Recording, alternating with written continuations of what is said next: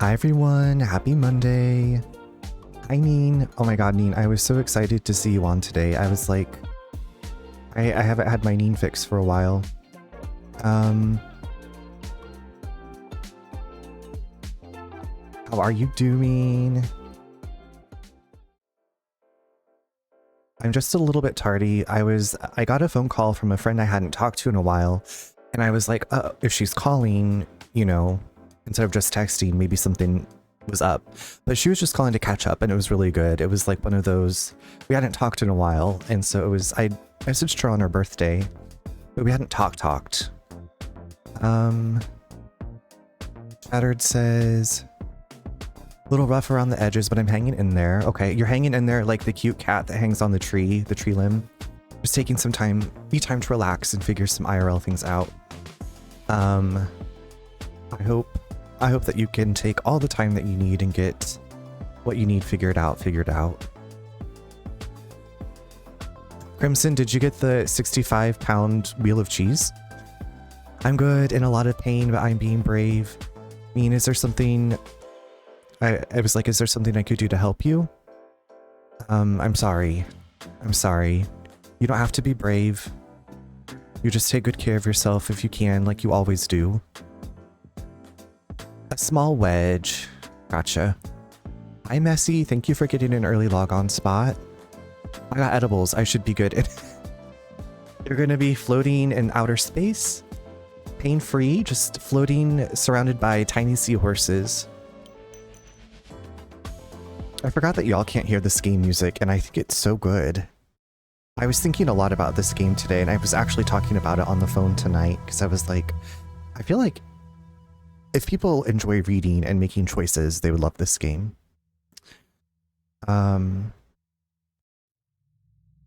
I was like, that makes me think of this time we made brownies a long time ago, and my friend had never partaken of anything before, and I'd never made brownies before, and we're like, nothing's happening, so we just kept eating more brownies, and then it all hit at once to the point where I was like, I don't think I can move from this couch. And we were laughing so hard we were crying, and then someone was like, let's watch Ace Ventura, and there's the part in Ace Ventura with the shark that jumps out of the water, and I just started like bawling because I was so scared. It was a mess, and I've just been like, Overall, I'm alright, just juggling more than I'd like, so I'm a little overwhelmed, but I will be okay.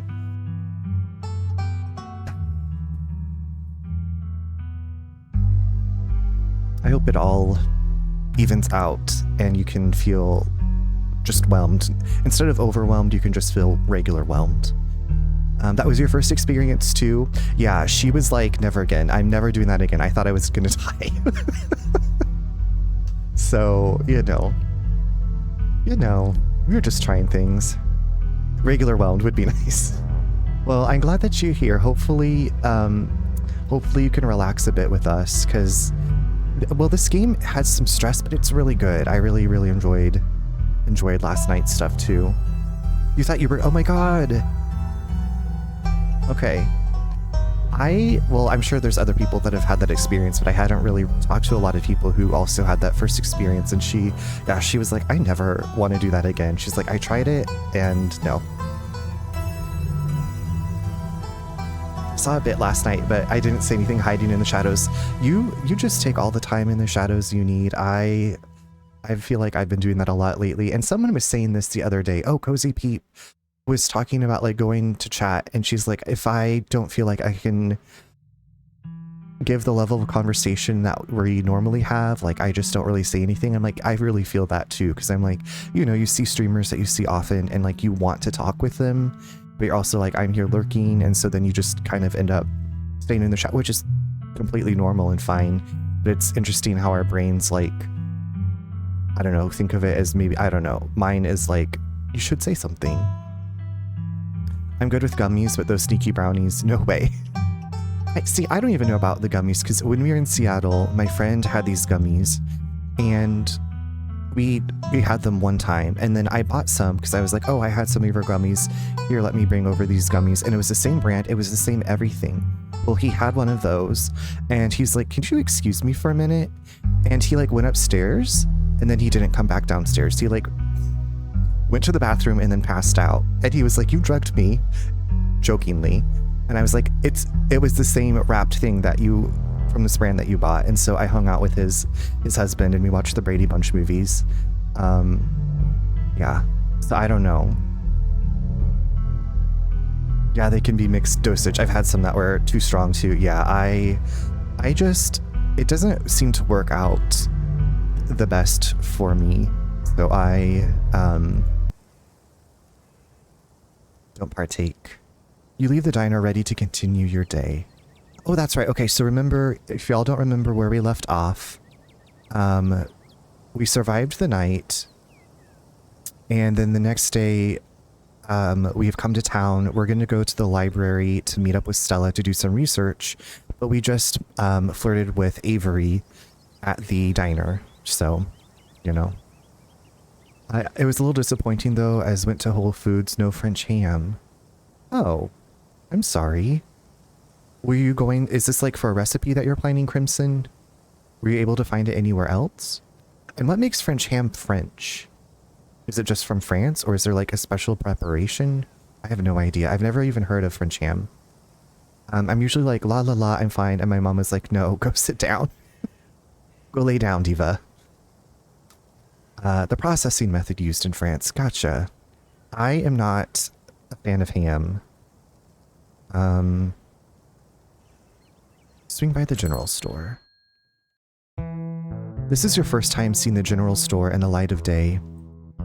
A young man sits at the table by the register, too preoccupied with his phone to care that you stepped in.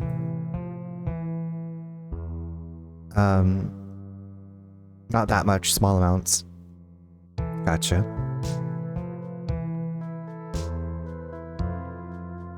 It's not as crowded as Mast. Is that a general store near you?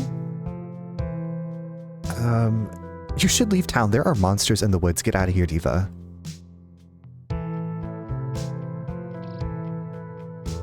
Gotcha. There was... I think it was in Knoxville. We went to some general store and it was like really crowded, but it was very touristy. Boone. Valley Crucis, apparently one in Winston-Salem. Gotcha. Yeah, I think I told you, I have really only driven through Boone.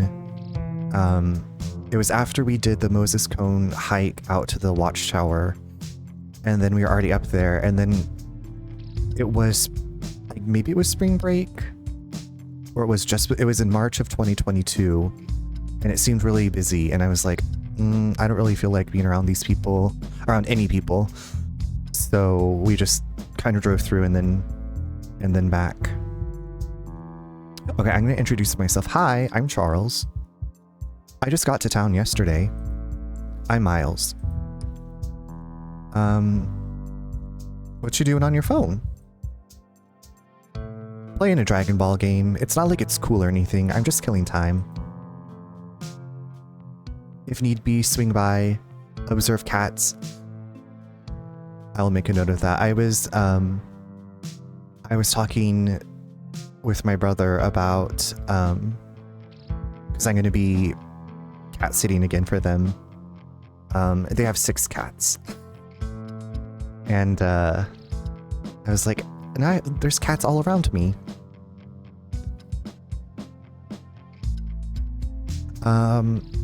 You should leave town. There are monsters in the woods.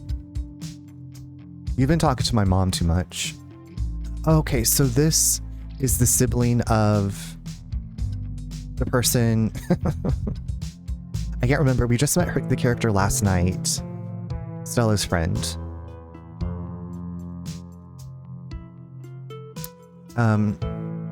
Yes, Kat. That's where I stream from their basement. Yep, good memory. Do we get to see the suite? Probably. She will probably be up and in my business. Starmark, thank you for the hydrate and for the lork. Kat, how are you doing this evening? Yeah, all the kitties. So apparently they've gotten Sir and Aspen, the feeders with like the the chip in the collars, and so like they open when they get close. And Aspen's been a lot, I guess, like less aggressive and like following people around, if you know what I mean. Like not as in your face, because she, you know, she's able to like get food whenever she wants and you don't have to do the whole thing. So that's nice. I remember there was one kitty that wanted, yes, that was Aspen, and she always wants lots of attention. She would constantly get up onto the table where I was. So that was also where I was working from, in their basement. When I was working, she didn't really care when I was streaming and I'm talking, she's like, oh, excuse me, I have to go be up in the middle of everything. Just working as usual. I need to lower volume for a while. Have a good night, everyone. Good luck with work, Star Mark. I hope that it goes well. Precious baby Aspen. It's actually ASPYN. Because Aspen, if she saw that, she would say, Pinkadot, this is how you say my name. I'm just kidding. Snickle Fritz, thank you so much for the 4 months. Rock on. Yes, Fiona heard your voice and is here in my lap now. Hi, Fiona. Hi, baby. I hope that you're having a lovely evening. No, I mean, I would have spelled it the exact same way you did, too. Yeah, there's Aspen and Sir, Callie, Zoe, Twyla, and Jack. That's all 6, right? And Zozabo and Callie were the 2 rescues that are the foster fails that have been absorbed into the family unit. Ray of Light is probably Snickle Fritz. It is like one of those songs that I can put on and it like, I don't know, just kind of gives me the extra like pep or like makes me feel happy. So I'm glad that you got that song. Also, how are you doing? I'm debating on what to eat. Haven't eaten anything since breakfast. Breakfast was that full. Dang. It was a filling breakfast you had. I don't know, Crimson. Are you in the mood for anything? I think this goober is hungry. You gotta feed that sweet, precious goober. Hi, Acid. It's good to see you. Thank you for the 40 stream streak. Well, hopefully you're getting all the rest and sneeze. All the rest and sleep that you need. Not sure at all. Was that breakfast time anytime this breakfast time anytime? Is that a restaurant, I'm guessing? That serves breakfast all the time?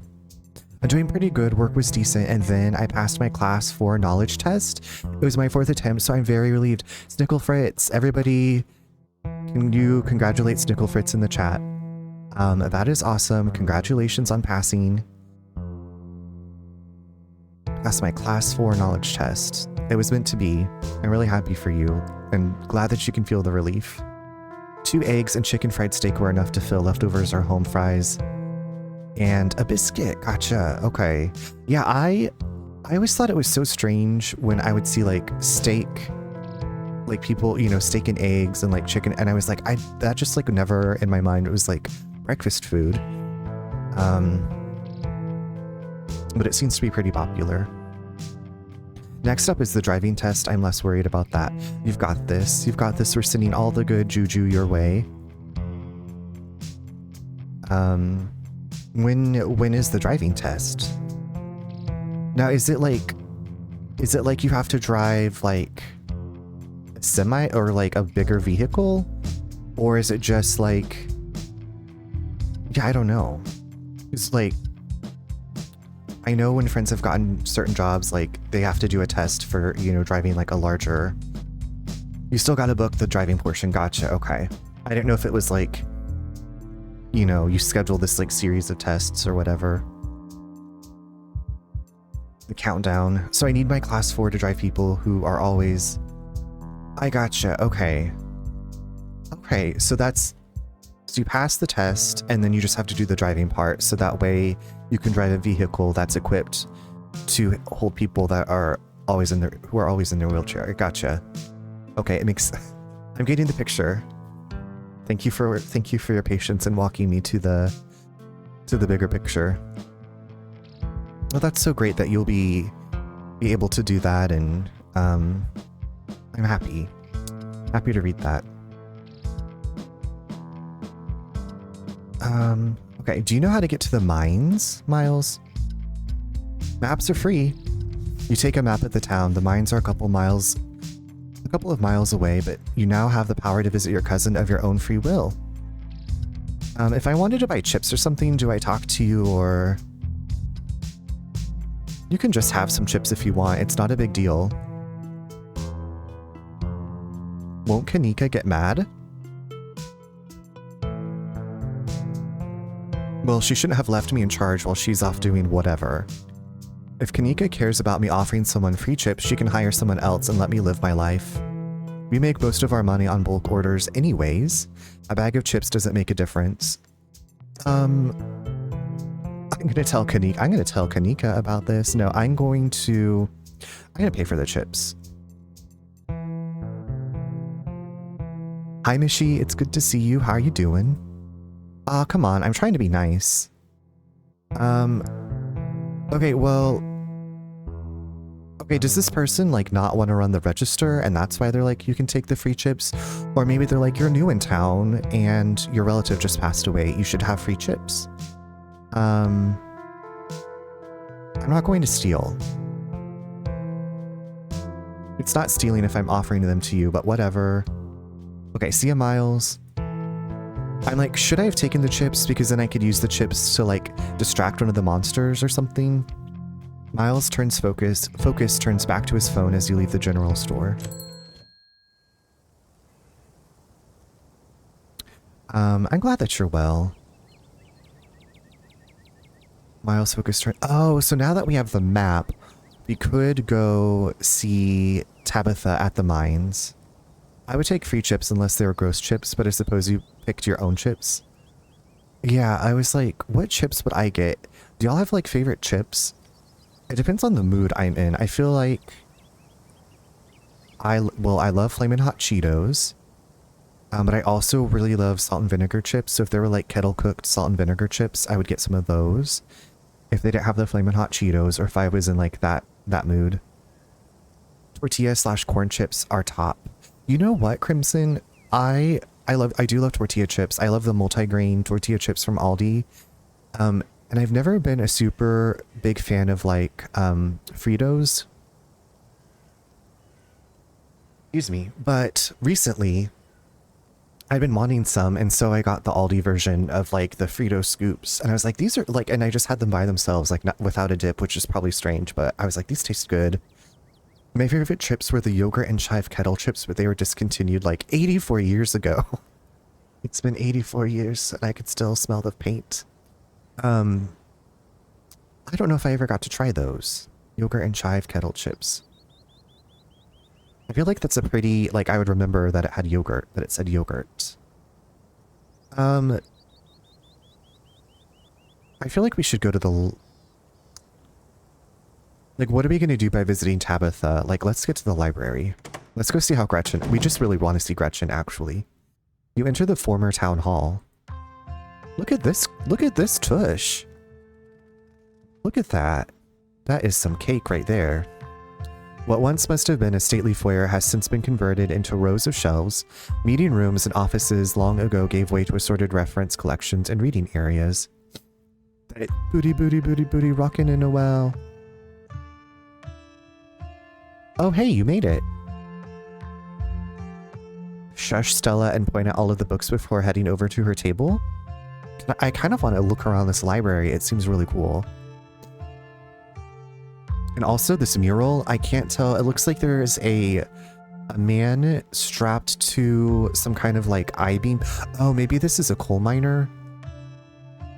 I don't know why he's tied to this beam. And this is on fire over here. I wonder if we're going to learn about that. Oh my god, and there's a cat. There's a library cat. Okay. You head over to Stella's table and settle in. You made it. Glad you could join us. Morning, Charles. You look tired. Must pet cat, right? Look at Gretchen.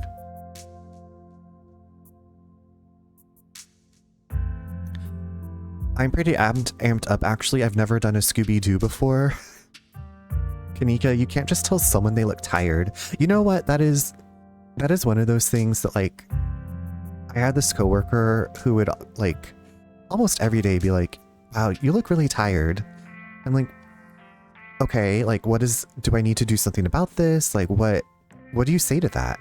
Like, well, yeah, I feel like I can't help how I look.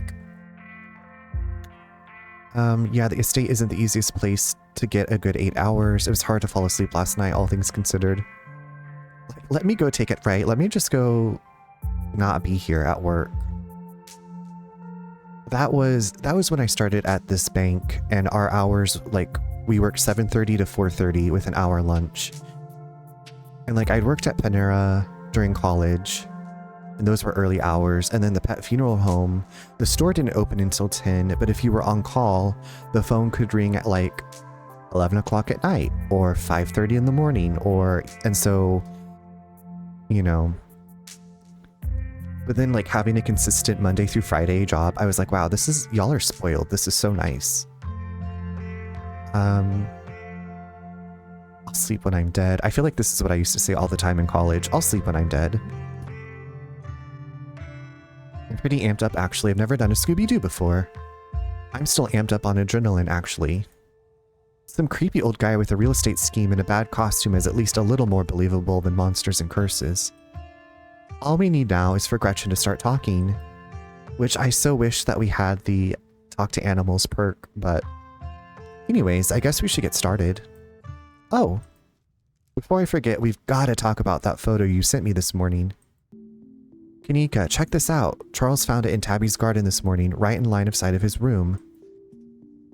What? Is that liquid around it? It looks like pus. We just gotta play. I know. I just saw, like, on their Steam page that the script for episode 5 is finished.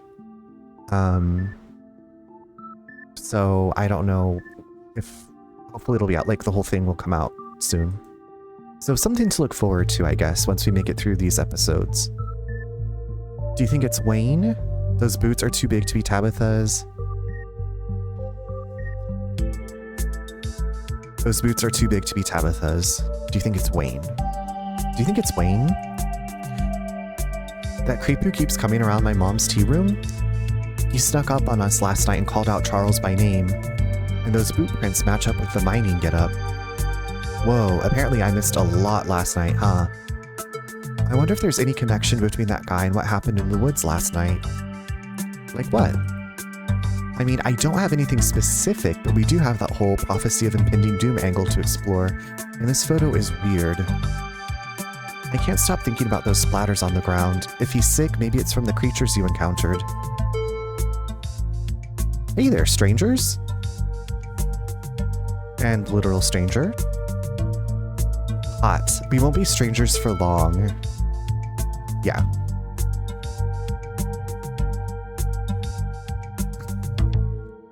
We won't be strangers for long. I'm Charles.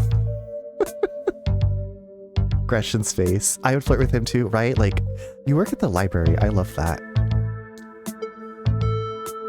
And it's got a cute little bow tie. Okay. Oh, gosh. Hi, I'm Oscar Gutierrez, Chief Librarian, and only librarian. Tiny, thanks for getting your daily download and an early log-on spot. Charles is in town for the funeral. Oh, I should have known you were a Scarlet. You look so much like Vivian. Do people actually say hi? I don't think I ever actually say my own name. I have before, like, if I was like, I guess it's mostly like when usually if Nate introduces me or somebody, you know, he's like, this is my husband Charles, and then I'm just like, hi. But if like that doesn't happen and like we're both meeting new people, I'm like, hi, I'm Charles. Or I'm Charles. And they're like, oh, okay. I'm thinking about it, Pinkadot. Thank you so much for the alert, Tiny. Thank you for saying hi. Not that I knew her very well. I was still a little kid when she left. But that Scarlet resemblance, it's, strong. Not that that's a bad thing. Oscar's amazing. He practically built this library from scratch. Yeah, I'm a little jealous of what the kids around here get to grow up with. They don't know how good they have it. Back when I was in elementary school, all the library had was a couple shelves of boring books donated by old people. Y'all are too kind, but speaking of kids, have either of you seen Rosalina around town? Do you think he has a child? I hope not. I guess I just don't meet people, but also I can't hear myself saying my name. It's weird. I definitely know, like, almost for me, if you say like one word repeatedly, it sounds very strange. It's like you disassociate from it. But also the names, yeah. I don't want to be a helicopter dad, but she hasn't been answering my texts, and I wanted to make sure she isn't getting into trouble out there. My last boyfriend had 5 kids. They were grown though, like my age. Gotcha. Did you meet them, or you just knew about them? Jazz, hello. This game is so good, Jazz. I think you would, if you like narratives and scary kind of creepy stuff, there's so many different choices you can make in this game that affect the story. So it's got like so much replayability. Say less, adding it to my wish list. Yes, join me. I'd had it for a while, and the music's really good too. It's by the people that made Slay the Princess, which I have not played, but it's also on my wish list. I'd met all of them. His older daughter was not nice, but knew 2 of his sons from work. Gotcha. You know the crowd she hangs around with. They're good kids at heart. I'm sure they're just up at the old Maxwell place doing teen stuff. I went up there plenty of times in my day, but I'll be sure to keep my eyes peeled. What's the old Maxwell place? It's this great old abandoned spot, and it's practically a magnet for young people. Even honor students aren't free from its call. I can't believe I used to be so reckless. The floors there were like Swiss cheese. I should really have a talk with Rosalina when she gets home.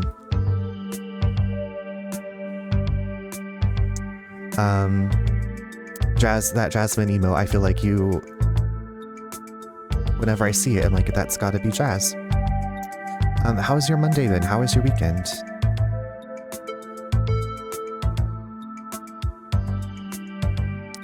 I don't want to say like... Do I want to sound crazy? I don't like the thought of teens getting up to mischief with all those ditchlings in the woods. I'm not going to say anything because this is... I just met this person and I'm not a parent. You might not want to let her run off like that anymore, though. It's not as safe as it usually is around here. Is that so? Kanika's right. There's some weird stuff going on out in the woods. That's actually why we came in today. Have you ever heard of creatures called ditchlings? They apparently show up around places on the brink of disaster, and they kind of look like if the Pillsbury Doughboy was a creepypasta. Kanika's mom told us about them last night after seeing some footage we got in the woods. Ditchlings doesn't ring a bell. Dang, worth a shot. Okay, if you were, say, trying to predict a horrible disaster that might befall our town, where would you start looking? Well, they say history repeats itself, so I'd probably try and figure out what sort of disasters this region typically falls prey to. Should I be worried about something? I don't know yet. I'll be right back. Gonna go nab some more books. Behave while I'm gone, Gretchen. You don't have to worry about her, Stella. You're such a good dog, aren't you, Gretchen? Here, have a biscuit, old gal. Oh, Gretchen! From Daddy Oscar. Gretchen inhales the soft biscuit, drool leaking from her toothless mouth as she swallows it whole. I'm pretty sure Stella's barking up the wrong tree, Oscar. I don't think you have to worry about any horrible calamity befalling the town. But she's right about the weird stuff. There's definitely something unusual going on out in those woods. Yes, I love that you added it. Still my fave. Good. I also love that one that you just used with the laugh, the hand and the laughing. Crimson, a quesadilla, like, I almost made that last night because we had such a big lunch yesterday that I didn't have dinner. And then I was like, should I have something? And like, a quesadilla is always my go-to. Hi, Yak. Or whatever. Yak, how you doing this evening? Gretchen runs this place. Gretchen runs everything, actually. Actually, Gretchen is like orchestrating all of this behind our backs. Yes, this one is, yeah, it makes me laugh so much. I don't really know why, but I just, like, I can hear this like laughter in my head, like, I forgot that I have some homemade salsa in the fridge. Our neighbor that had us over for lunch yesterday sent salsa with our leftovers, and so I think I might have that with lunch tomorrow. Trying to figure the map in the back. Yeah, there's Swain or Twain, Haywood, Jackson, Macon, Platt, Clay. Oh yeah, and the Brittany's always a classic. It's nothing that we can't get to the bottom. Whatever's out there in the woods has been brutalizing the local wildlife. Hey Daryl, I'm doing well. How are you? Crimson, you found where these counties... I'm assuming these are counties of North Carolina somewhere. Whatever's out there in the woods has been brutalizing the local wildlife. I don't think it's safe. I'm gonna try calling Rosalina again. I'm sure she's fine, really. Rosalina's a smart kid. She knows better than to go around getting into trouble, and we'll make sure to keep our eyes peeled. Charles, if you see a 13-year-old girl with a black braid and glasses, would you let her know her dad is worried about her? Oscar anxiously wanders off, phone in hand. We're gonna romance Oscar. Well, I guess we're kind of romancing Avery too. Like, I know that there might be like creatures in the woods trying to kill us, but you know what? I should at least get to make out. I'm doing good, thank you. You're welcome. I'm glad that you're doing good. I hope that your Monday went swimmingly. Macon, Jackson, Clay, Haywood, Swain, Transylvania, and a little of Buncombe. Gotcha. Okay, so I've heard Transylvania. Transylvania, I feel like that county has like almost rainforesty area. Something like that. So who's the daddy and is he romanceable? That is Oscar. He is the head librarian, aka and also the only librarian. And he has a 13-year-old daughter named Rosalina, Oscar Gutierrez. And I did flirt with him because he came by the table and he said, howdy strangers, and then, oh, and real stranger. And I said, we won't be strangers for long. I'm Charles. Yeah, Oscar has a badonkadonk. He's got dumps like a truck. Brevard, the city of Brevard. Okay, I know where Brevard is. We won't be strangers for long. That's what I said to him in front of Kanika and Stella. I said, we won't be strangers for long. Call me. Okay, Stella sets a massive pile of books on the table and pulls up a chair. All right, this is going to be so much faster with the two of you here to help out. Got our snacks, got our books. Let's get this research party started. Now, I don't know. I've never been to a library where they were like, yes, bring food in, or a dog. I guess this is like a super small town, so they don't care. Exactly. It's the first. Yeah. We walked into the library and Oscar was like on a ladder and I saw Stella and Kanika in the background and I was like, wait, what is this massive cake on this person? I take Fiona to the library, not lately because it's hot, but normally. See, I didn't know. I was like, I don't think I've ever seen pets. I mean, have you seen further western? A lot of small towns. They ask about her when I don't. Where's the baby? Did you do? I did. Yeah, my eyes. I was like a Looney Tunes character. I was like, who's this? Reading awaits. Flip through Veins of Scarlet, a history of the Scarlet. See, I bet this is when the book smart perk would come in handy. Hot and powerful build. Can you guys do the reading for me? I've never been good at books. Well, I kind of like want to see what's in these books. I do. Fiona is famous. Like, where's... We're glad to see you, but where's Fiona? A few entries catch your eye. Wampus cat, a large cat-like creature with a loud howling voice, often said to sound like a woman crying out in pain. Tommy knockers, Taily Poe. Maybe Tommyknockers? Enigmatic cave-dwelling creatures primarily known for causing mischief? Because, like, these things were kind of causing mischief, right? Blazing Fire, hello. Your powerful build saved Gretchen in the woods. I wonder what... Pinkada, I don't want to say anything, but I did look some stuff up today that didn't super spoil things, but, yeah. I was like, I was on the wiki, so I know what could happen. We need to have you do a totally out of character trait-wise and force you to select only for those traits. I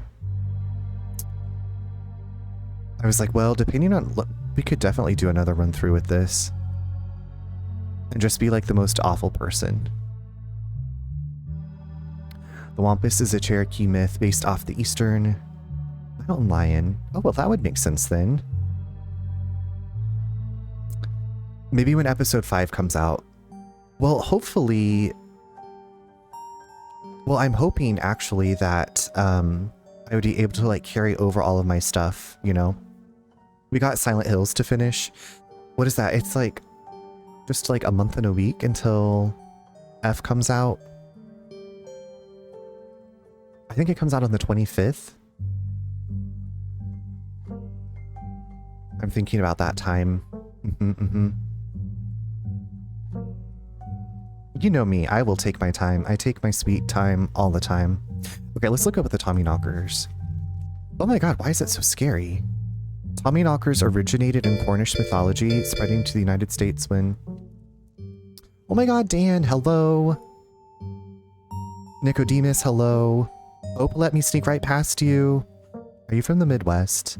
Hi, David. Hi, Andy. Hi, Matt. Cool Runnings. I was like, wait a second. Are my eyes deceiving me? Cool Runnings. Hi, Leon. It's good to see you. Dan, how was your workout? I am. Who's Tommy are we knocking? We're doing some research. We encountered some really creepy, nasty creatures in the woods last night. And so me and my gal pals have moseyed to the little local library to do some research. So yeah, these Tommyknockers, we're reading about them. So this is it's like a very Buffy situation right now.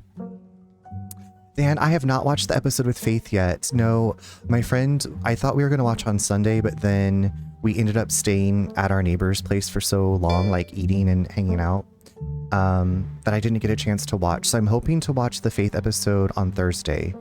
And I will definitely let you know as soon as I do. Love when girls sleuth together, right? We got to sleuth it together.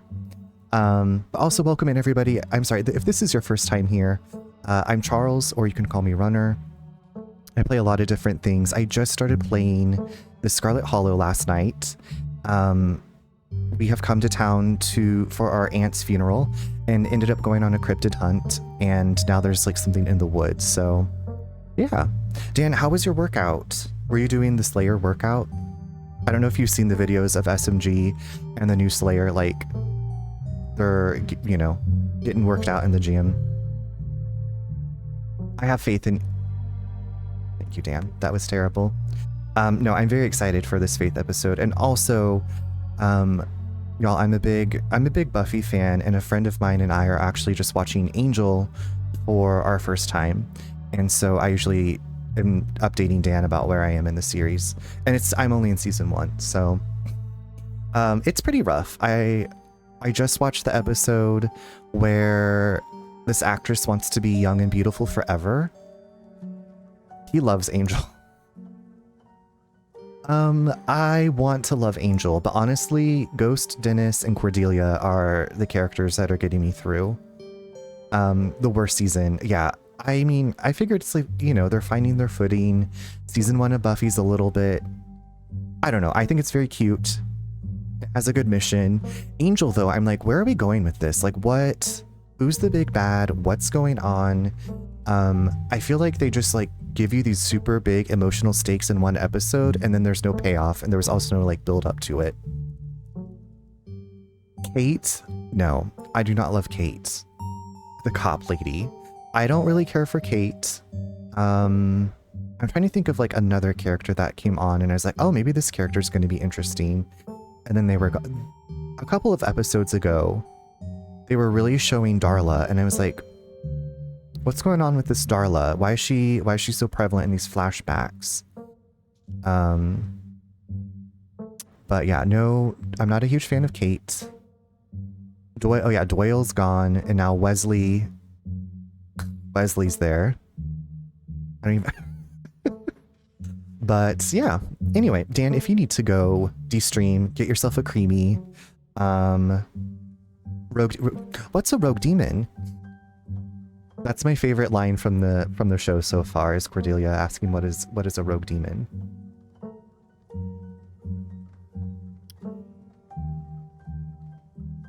But yeah.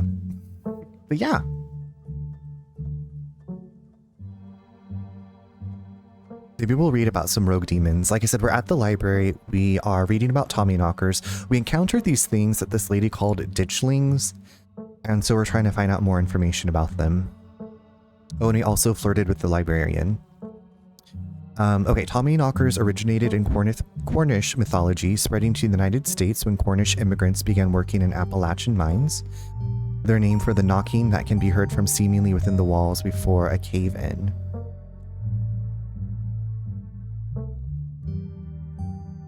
Yeah, Tommyknockers. These things in mines. I think there's a Stephen King novel and movie called Tommyknockers, which I have not read or seen. According to some, the knocking serves as a benevolent warning. Others believe that the creatures have stolen hammers to the supports.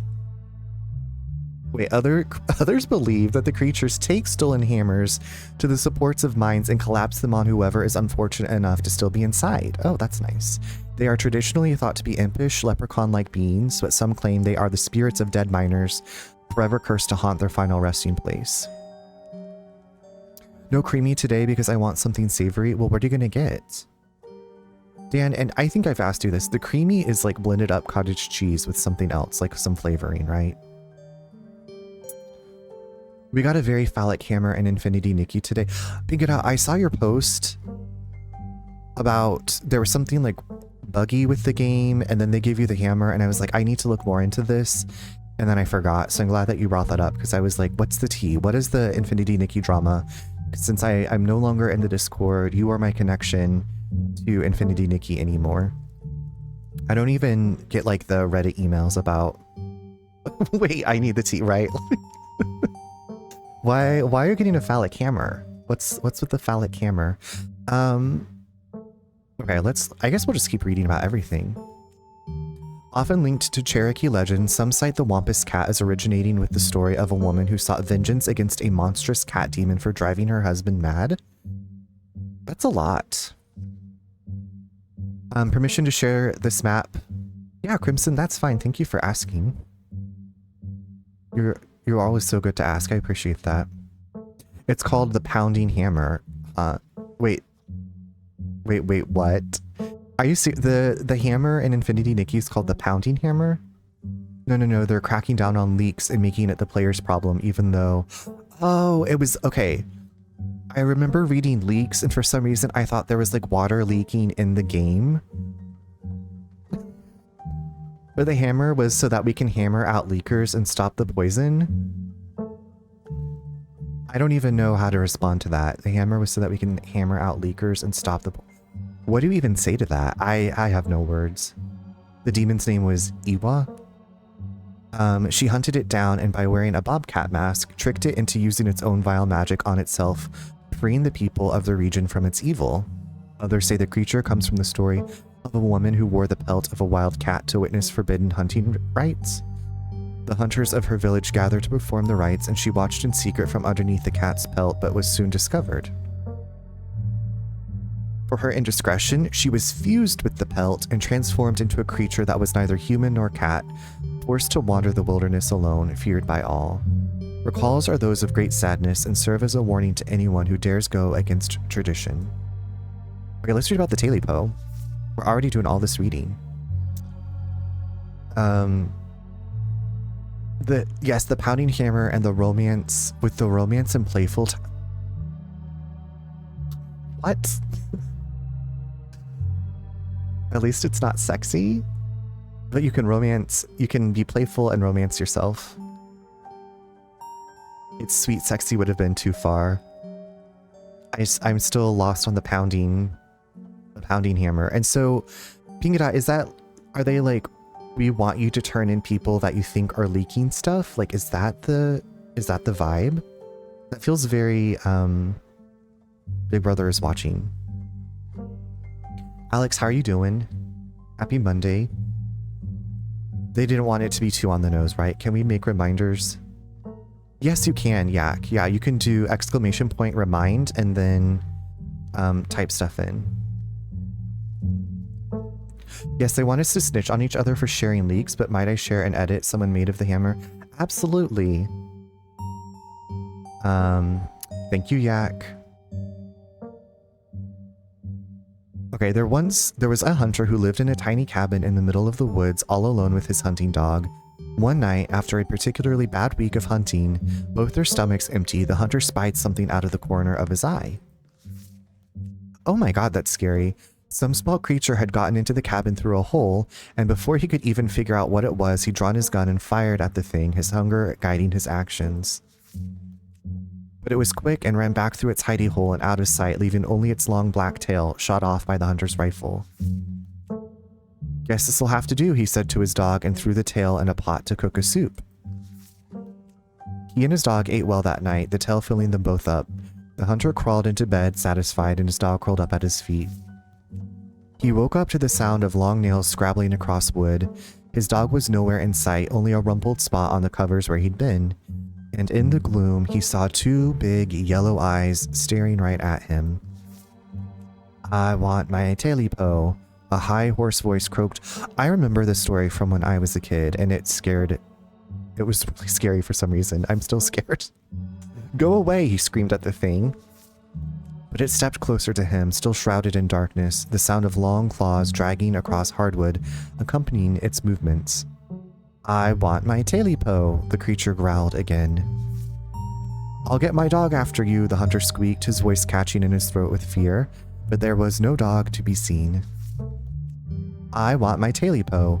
Before the hunter could so much as scream, the creature leapt from the darkness, long claws stretched out towards the hunter. No one is sure what the creature did to him that night, but the next morning all that remained of the hunter, his dog, and his cabin was a chimney standing alone in the woods.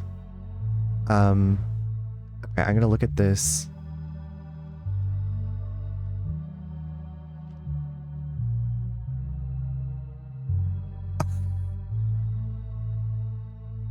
Wow.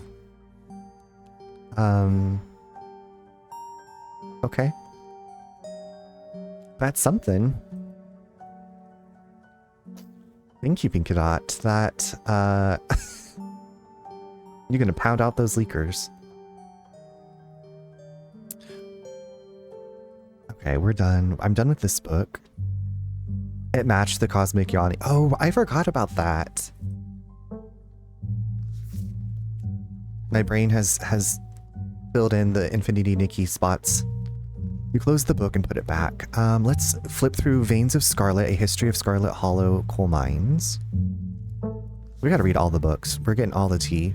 Forced into retirement at age 50 due to a war injury from his time in the Indian Wars, exacerbated by his short stint serving as a captain in the Confederacy, Silas Scarlet also lost his eldest two sons to that bloodiest of wars, leaving his third eldest son, Andrew Jackson Scarlet, to take charge of the mine. Under his leadership, the mine prospered, undoubtedly in part due to the growth of the railroad industry. I'm making up words.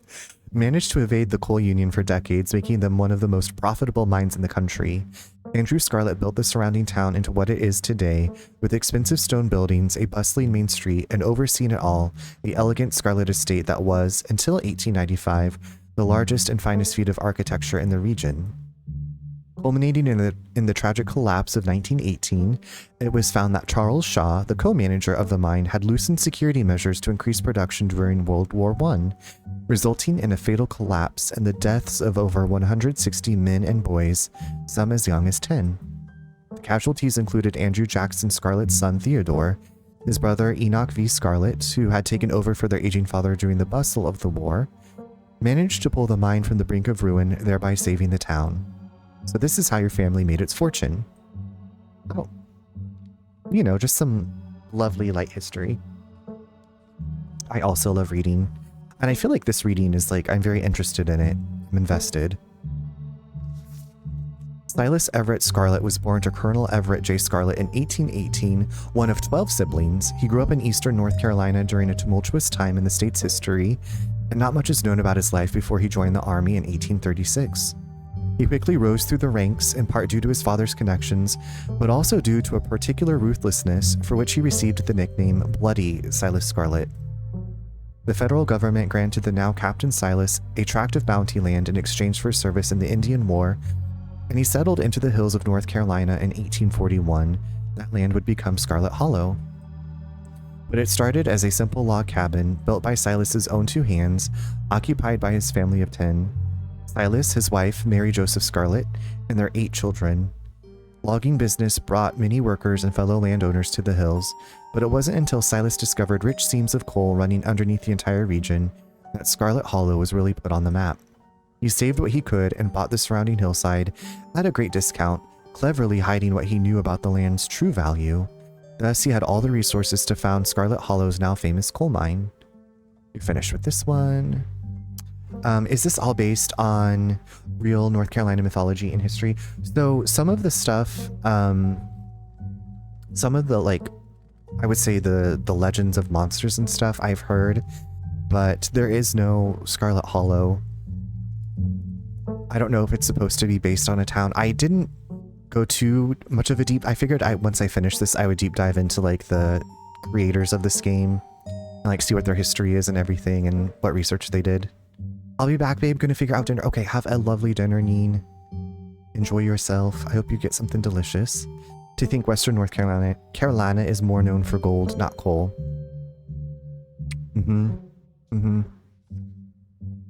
I just read something like last week about an illegal mining operation here in North Carolina. Okay, I think I'm all done. Let's check in.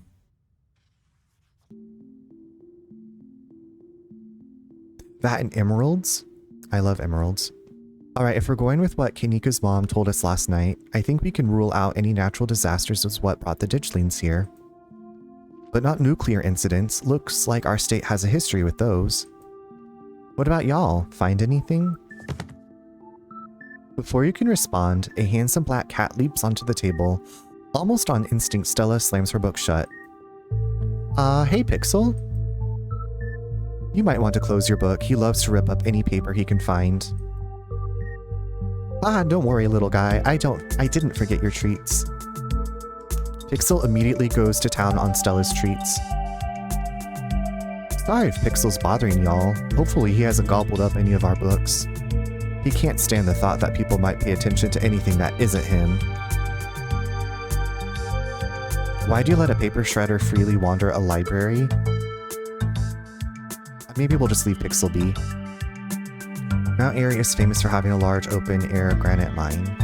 I have not been to Mount Airy yet. The smug-ass cat. Pixel runs this place, and Gretchen is like,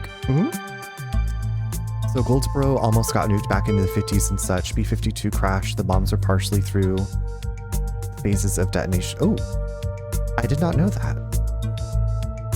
Okay, we're gonna leave Pixel be. You decide to leave Pixel be. The cat curls up on the table, fast asleep. Alright, I better get back to shelving. Let me know if y'all need anything. Your number. Okay, see this juicy tush? The suit jacket is pushed out from the tush.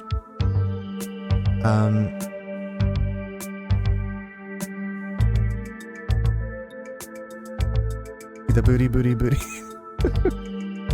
Any luck with Rosalina? Ha ha ha, not yet. I knew a teen would be a handful, but I didn't think it'd happen overnight. I'll probably head out once you're all done and check in on her usual haunts. Stella, what was that you were saying about nuclear incidents? Crimson, maybe we're gonna hear it here also. You were talking about that Goldsboro thing, right? Oh my god. Crimson, did you help write this game? Apparently in the 60s, a B-52 carrying a live warhead broke up mid-air and dropped a couple of bombs. Fascinating bit of history there. The first of the 2 bombs landed upright after its parachute got caught in a tree. Thankfully, it didn't go off. At the time, the government claimed that the bomb was unarmed, but it later came out that the only thing preventing a detonation was a single electrical switch which failed to trigger on the descent. And 60 years later, the second bomb still hasn't been recovered. Right. Its conventional explosive disintegrated in mid-air, but most of the nuclear material was made unrecoverable by flooding. If I remember correctly, they just buried it and sealed it up. That's wild. Gotcha, thank you. I had not... Well, I feel like there's so much that I probably have not heard of, or heard about locally. Okay. The ad is going to start soon, so we're going to take a quick little break, and then we'll continue with our investigation and flirting with Oscar when I get back.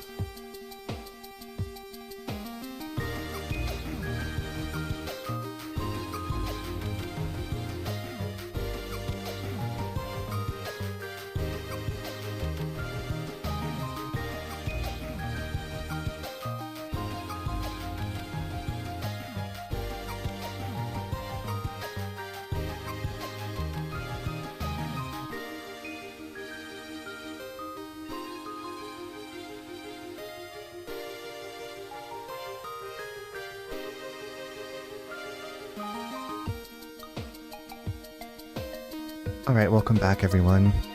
Hey, Toon, how you doing? How was your first day? How were all of your meetings?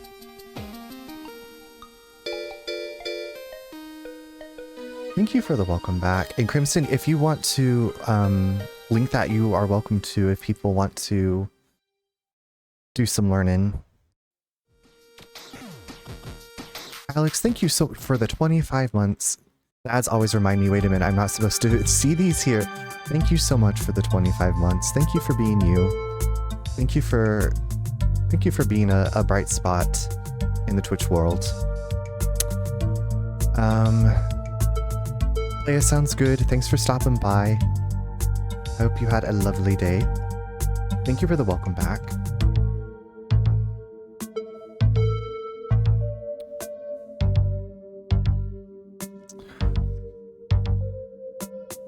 First day went smoothly. Day ended a little early because all my accounts haven't been created. And you're like, well, I gotta go. Thanks. But I'm glad that it went smoothly. I don't think disarming nuclear bombs is part of our skill set, so the nuke made the ditchlings. If the bomb is somewhere else, why would there be so many ditchlings here? How was your day? My day was good. I had a phone call from a friend who I hadn't talked with in a while, so that's why I was a little bit late to stream, because we were visiting. We hadn't talked for a while. So it was good. It was good to catch up with her. The cat is a loaf. We got a loaf cat. Loaf cat and Gretchen. Love that for you. Thank you. And had a nice dinner. Watched some House Hunters. You know, just a pretty normal. Is it 10? Okay, it's almost 10. I was like, I gotta make sure Jasper's out of his closet. 1 second.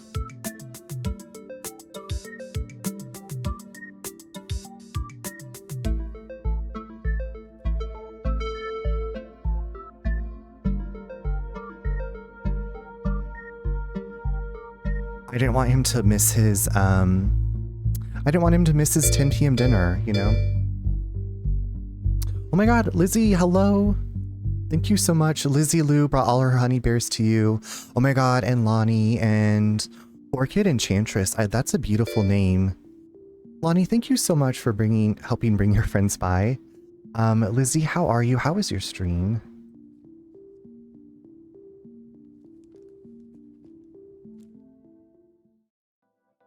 Lonnie is the best, yes. Well, thank you so much for listening to Lonnie. It's nice to... I was like, stream was so good, and you were playing... Oh my god, you're playing Cyberpunk? I loved The Witcher 3, and I know that it's like a different setting, but... I have Cyberpunk, I just haven't gotten around to playing it yet. Lizzie's my little heart niecey. Aw. I'm doing really well. Thank you for asking. I've been playing this narrative, or I want to say mystery horror game. It's really, really interesting.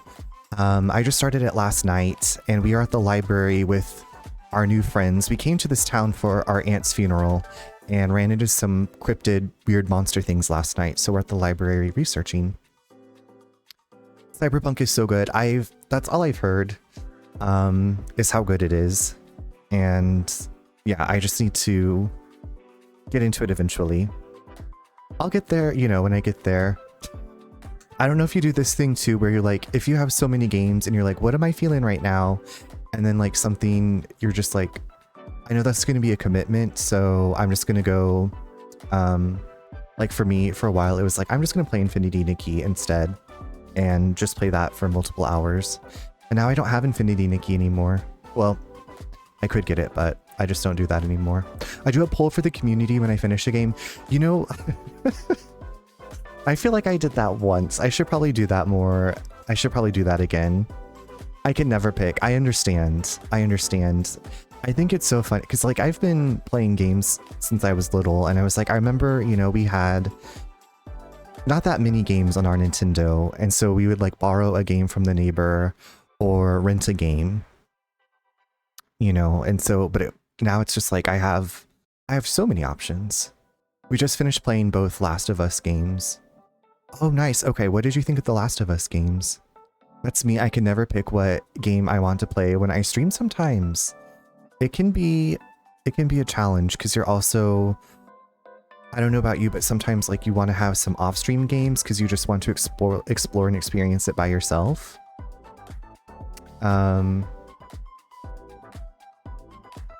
Kuchienu? Hello, welcome, and thanks for coming by with the raid. I loved Last of Us Part 2. I think those are my brother's like favorite games. So I've played the first one, and then I watched him at the beginning of COVID. During COVID times, I watched my brother play Last of Us Part 2. He streamed it for me, and it was an experience. He'd played it already, and then he was like, you should watch this, and I was like, okay. So I played, what did I play that he watched? Oh, I played Resident Evil Village, and he played Last of Us Part 2. I'm glad that you loved it. Also, if you need to go take care of yourself and de-stream, Lizzie, please do so. Thank you so much for bringing your friends by. I appreciate it.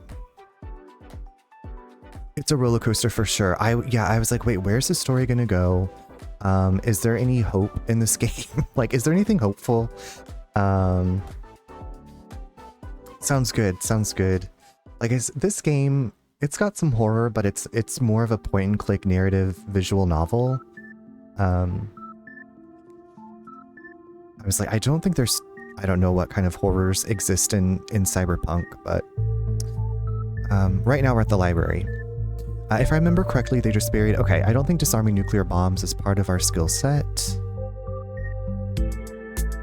If the bomb is somewhere else, why would there be so many ditchlings here? Such good art. Lonnie, they also made Slay the Princess, which I have not played yet. I have it on my wish list. But yeah, the art is very good. If the bomb is somewhere else, why would there be so many ditchlings here? Yeah, Goldsboro is almost 400 miles from here. Not that we would be looking too hard at the disaster angle. Not that we should be looking too hard at the disaster angle. Whatever those creatures are, they're biological. Look, you never know with radiation. Oh, that's true. These could have been like radiated goblins. We actually know quite a bit. It just melts you. It doesn't make monsters, and a 60-year-old bomb isn't going to explode on its own hundreds of miles away and kill us here. You never know. There could always be a whole underground society of bomb-worshipping mutants just waiting to blow it up. I've missed this. Do you think that there's a cult here? We have to whisper that. Do you think there's a cult here? You lean in and quietly whisper to Stella and Kanika. Do you guys think that there's like a cult here? Maybe the ditchlings were actually nudists doing some sort of weird ritual? Maybe the ditchlings were like summoned? They were actually nudists doing some sort of weird ritual? Or maybe they were like summoned. Fun fact, jets from Seymour Johnson, where the B-52s flew out from, fly all the way up into the mountains. I was gonna say, I hear, every once in a while, I will hear jets going overhead and like through the gorge and stuff. Maybe the ditchlings were like summoned as part of a ritual or something like that. Seems unlikely. Let's talk about Veins of Scarlet. It's about the coal mines here. Kanika visibly shudders. I get cold sweats just thinking about being in a place like that. I feel for the guys who work up there. I could never. Speak for yourself. I love a good crevasse. What happened after the mine collapse?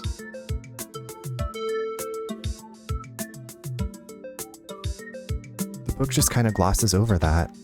There was union for a little bit, but it didn't last. There's not a whole lot written about the past century here. Yeah, the Scarlet Hollow mine isn't exactly the most ethically run business. I'm sure Tabby runs the mines better than Charles Shaw did.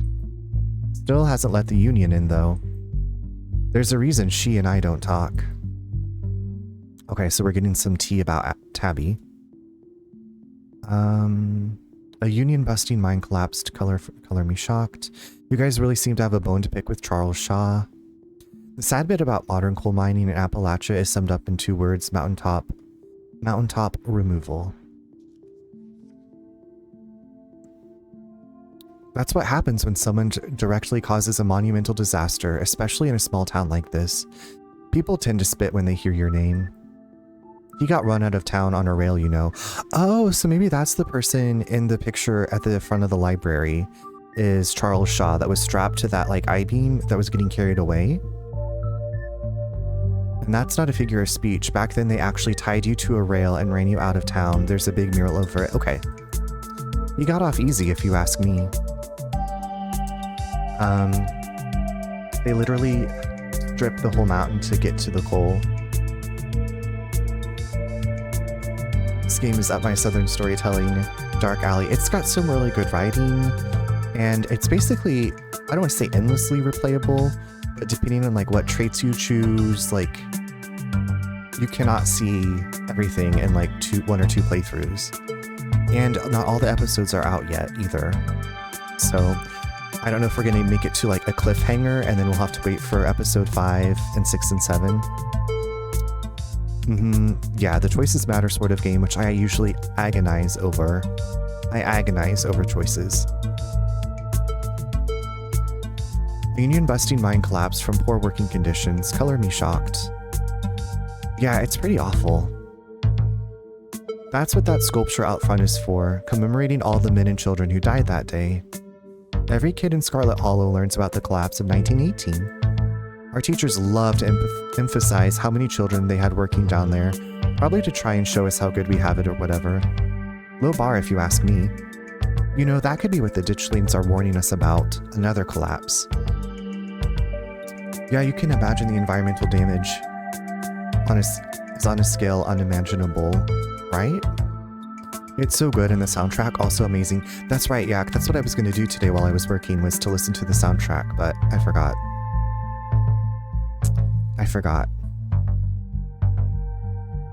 Father's Day originally was a memorial day for a whole town losing all their men from a coal mining incident. I did not know that. I'm writing it down on the list of potential disasters.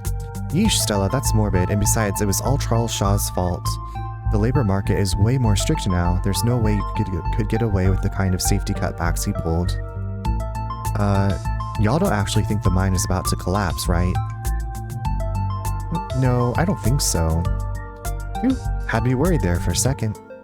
I hate to give Tabitha any credit, but the mine is safer now than it was back then. Still, what a horrible thought. You never know.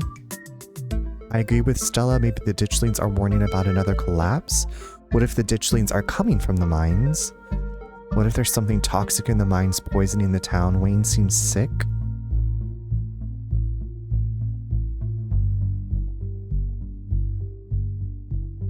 Yeah, I wonder, Wayne seems sick if there's something toxic in the mines. What if there's something toxic in the mines poisoning the town? Wayne seems sick. Honestly, that sounds like one of the most plausible explanations we've had so far.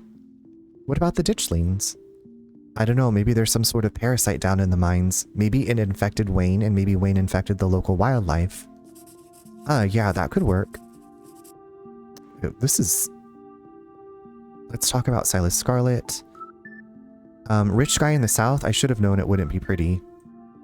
Yeesh, I figured old money from the south wouldn't be great, but he, sure did some things to get where he was, huh? That book is a perfect example of why you should use multiple sources for your research instead of trusting the first thing you read on a subject. Yep, dude was a monster. The mines made a lot of money during the Civil War, too, and you can probably guess which side a North Carolinian business owner would be working for.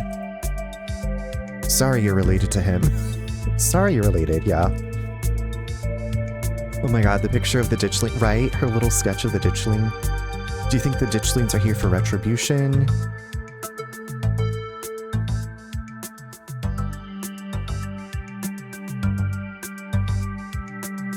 That seems tenuous. Assuming Kanika's mom is right, they're here as an omen, not because they're going to do something themselves. And I think we know how I feel on the matter. Talk about Appalachian folk monsters. Wampus cats kind of sound like they could be mountain lions. Okay, Oscar, do you work for the MLA or something? Oscar's like, let me just interject whenever I feel like I have something important and arrogant to say.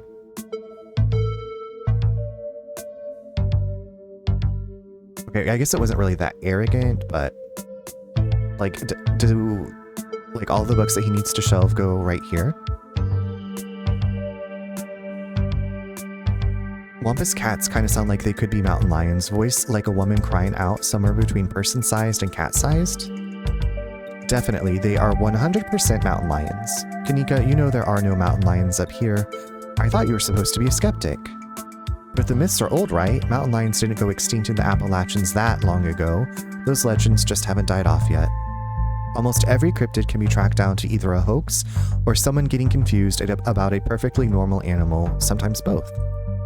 Bigfoot, for instance, started as a prank, then folks saw bears walking around on their hind legs and got freaked out, and now here we are. I'll be back in a few. Okay, Yak, that sounds good. I'll be here. You'll eat those words when I get the first clear footage of a Bigfoot. If you manage that, I will print out a piece of paper that says, Bigfoot isn't real, and literally eat it. I promise. I'm holding you to it. Do you think Wayne is a Tommyknocker? Do you think the ditchlings are Tommyknockers? What with the whole warning thing? Good thought, but Tommyknockers live in mines, like, that's like their whole thing. I'm gonna write it down though. Tommyknockers are literally just the sounds that happen when a bunch of rocks and wood are about to collapse. Are they? Or are they the sound of mysterious creatures pounding on the rocks and support beams with hammers to cause a collapse? There's simply no way to know. Hell, people claim they've seen mountain lions here on the East Coast. Yeah, I guess I didn't realize that they were not around the area, to be honest. Well, until I played this game. I guess I always just assumed, like, in the forest there could be bears, mountain lions, wolves, foxes. There could be all kinds of stuff, so, you know, stay on the trail. Don't leave out food. Hi, King, it's good to see you. Mountain lion screams sound crazy. I feel like I heard them, not IRL, but a recording. My mom used to tell me the Talipo story back when I was little. I can't believe I forgot that one. It scared me so bad I didn't eat soup for years. I thought a monster might try and dig it out of my stomach if I did. I love that one. There's this old chimney in the woods that I used to think was the chimney from Talipo. Excuse me, the one that was left after the thing did whatever it did. Now I know that's just because chimneys don't burn down and wooden houses do. That doesn't mean it's not the chimney from Talipo. I've camped out there a couple times and seen some pretty spooky stuff. Yeah, I watched that video. You saw raccoons. You're gonna get rabies one of these days chasing after wildlife like that. What can I say? I like to live on the edge. I've seen mountain lions boop the snoot. Wait, the mountain lion like booped the snoot of the other mountain lion, or someone approached a mountain lion and booped its snoot?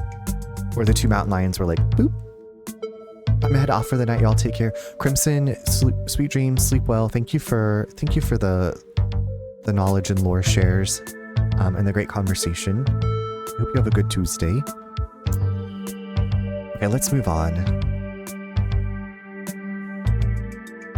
Why don't we just help look for Rosalina? We should check out the mines. No, I was saying I'd boop the snoot. They're all over Northern Cal. Okay. It's like, was this at a zoo?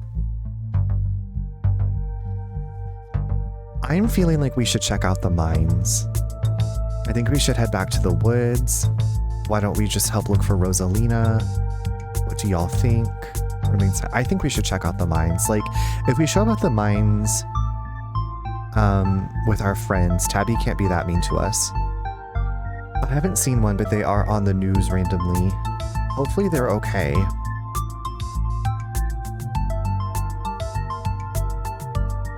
Just walking down the street, a mountain lion like, hey girl, I'm just out here walking, don't mind me.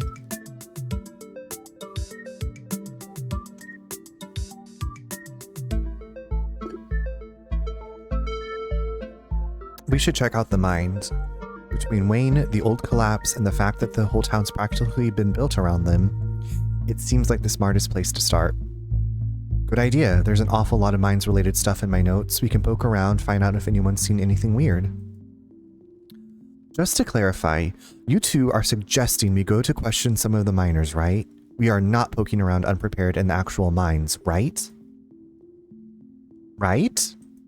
Yeah, totally, 100%. I would never. We don't even have a good reason to go down there. Good, let's keep it that way. You know how I feel about mines. I promise, Neeks, we're just going to question some of the miners. And if that questioning gives us a good reason to poke around, say, a cool abandoned coal mine, then we'll cross that bridge when we come to it. You can cross that bridge when we come to it. I am not going underground.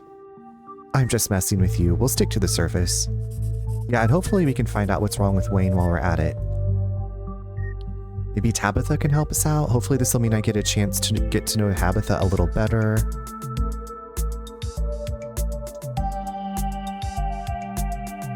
Bar, and then SoCal has cougars. Cougars and cougars! I've seen the housewives. I've seen the housewives. They're everywhere.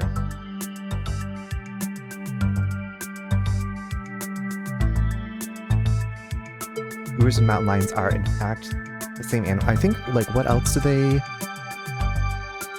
What else are they called?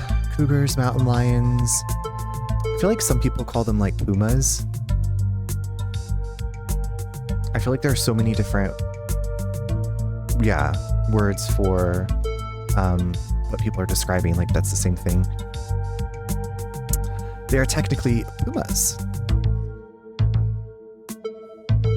Panthers are the black ones.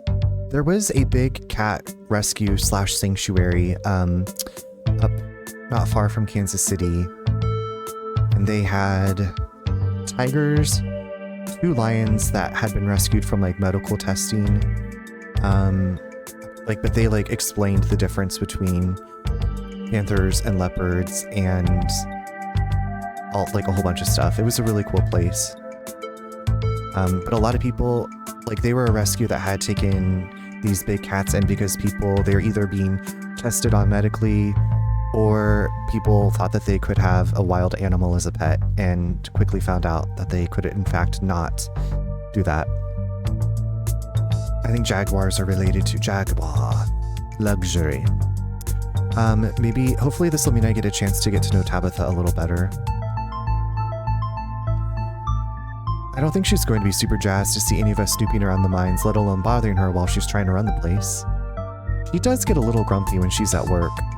She gets grumpy-er at work. I'm pretty sure pissed is that girl's baseline level of existence. Chatting over dinner might be a better way to get to know her. If you're okay eating boxed mac and cheese, we can sneak around the mines, no problem. She wouldn't even know we were there. Look at us going out on a caper together. I missed this. I missed it too. Though there is something missing. Reese. I really miss that dude. I can't believe how long it's been. Have you seen him lately? Nope, I've tried to plan stuff, but he's been too sick. I didn't realize it was getting so bad. That poor guy.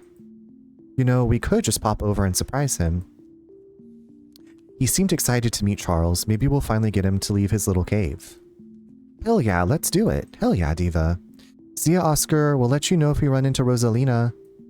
Thanks, guys. I'll keep you all posted. Wait, can I say goodbye to Oscar? Black jaguars. Black jaguars are also panthers.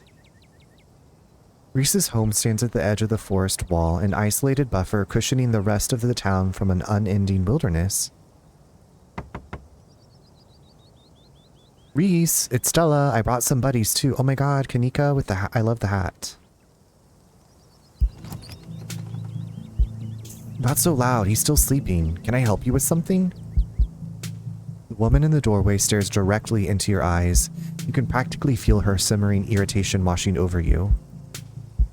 Hi, Dr. Kelly. We were wondering if it would be okay if Reese could come hang out. How old are we? Nothing strenuous, we promise. I'm not going to wake him up. If he's sleeping, he probably needs it. Whatever you two have planned is probably beyond what he can manage right now anyways. Oh no, poor Reese. It's just been so long since either of us have gotten the chance to hang out with him. I'm sure he and Charles would all get along super well too. Stella, if Reese is that sick, we shouldn't be dragging him along. Hi, I'm Charles, Vivian's kid. I know who you are. The way she avoids looking at you and as she speaks makes you feel like you've done something wrong, even though you're pretty sure you've done nothing at all. Reese's mom turns back to the house, sighing. Sorry, I know that was a little rude. You just want to hang out with Reese, and he misses both of you too. He's usually feeling his best around mid-afternoon. Why don't you come over tomorrow? We can have some supper and y'all can hang out for a bit. I don't promise that he'll be perky, but I'm sure it'll brighten his spirits to see you two again. And I suppose you can come too, Charles. That would be great. I can bring a side dish, maybe deviled eggs. Does he still eat those? No, eggs are a little much for him. They don't settle well. You can leave the cooking to me. I know what he can handle. Okay, I'll bring soda then. That's not... Okay, yes, fine. You can bring soda. Nothing with caffeine, ginger ale preferably. Oh, and leave the dog at home. You might cheer him up, you know? They have those therapy dogs in hospital... No dogs. Thanks so much, Dr. Kelly. We'll stop bothering you now. See you later. Dr. Kelly nods in acknowledgement and quickly shuts the door. The sound of several locks clicking into place can be heard from within. Yeah, poor Gretchen. God, that woman makes me so nervous. She used to be so nice when we were kids. And you always had the best stickers when we had to get our shots. Maybe she's just stressed about Reese. Or maybe she's just nice to kids. Either way, I guess it's just the three of us. You gonna drive? Yeah, sorry, I don't like the thought of going up there without the van. Cool, I'll take my shortcut then. It shouldn't take long for me to get there.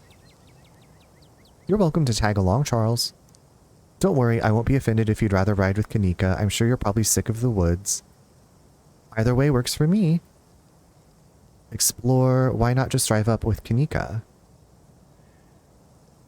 Aren't the mines a bit of a ways off? Don't worry about it, Charles. There's a lot of junk in the back of my van.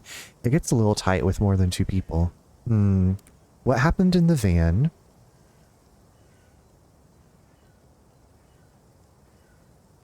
I feel like I want to ride with Kanika just to get to know her a little bit better. Even though Gretchen is going to be with Stella. But also, do you think the monsters will come out in the daytime? Do you think Stella's going to be okay? Like, I guess my ultimate goal is what can I do to protect Gretchen? The most important thing in this game. Okay, I'm going to ride with Kanika just to get to know her a bit better. I'll ride with Kanika. See you at the mines. I got a mystery machine achievement. So many things to think about, right? So many things to think about. Kanika is a careful driver, maintaining her control even though her old van bumps around on the unpaved mountain roads. She treats the tight turns with the fear they deserve, unlike your cousin, whose mood seems to make itself known through how aggressively she speeds around the treacherous bends. Thanks for indulging us on that little diversion. Reese's mom is scary. I've seen him in person maybe 5 or 6 times in as many years. And that was always in his house and with his mom right there the whole time. No one even knows what he's sick with. That sort of isolation can't be good for his health no matter what his mom says. Now that she's not around, can you tell me what's up with Stella and cars? That seems pretty invasive that we just met this person and be like, oh, I think last night I was like, I wonder if Stella's parents died in a car accident. Excuse me, a car accident, and that's what's up.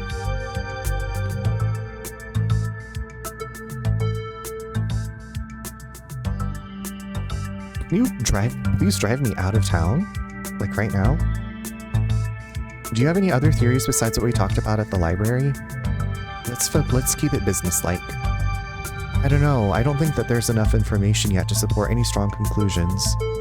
Though I've been wondering if what you two saw was maybe some sort of mutated animal, like a strain of hairless monkeys or raccoons or something. Do you know about Morgan Island? It's off the coast of South Carolina, and there's a whole population of rhesus monkeys infected with herpes, like 4,000 of them. Maybe the ditchlings are some kind of alopecia research monkeys. Which sounds ridiculous now that I've said it out loud. Forget I said anything. No, I totally buy that. Those things were not monkeys. They were way too messed up to be anything like monkeys. I mean, that doesn't rule out lab monkeys, right? Could be that whatever made them hairless also caused weird swellings or altered their proportions. But like I said, we don't have anywhere near enough information. What's actually going on with Reese? I remember when monkeys escaped from the primate center at my school. Wait, your school had a primate center?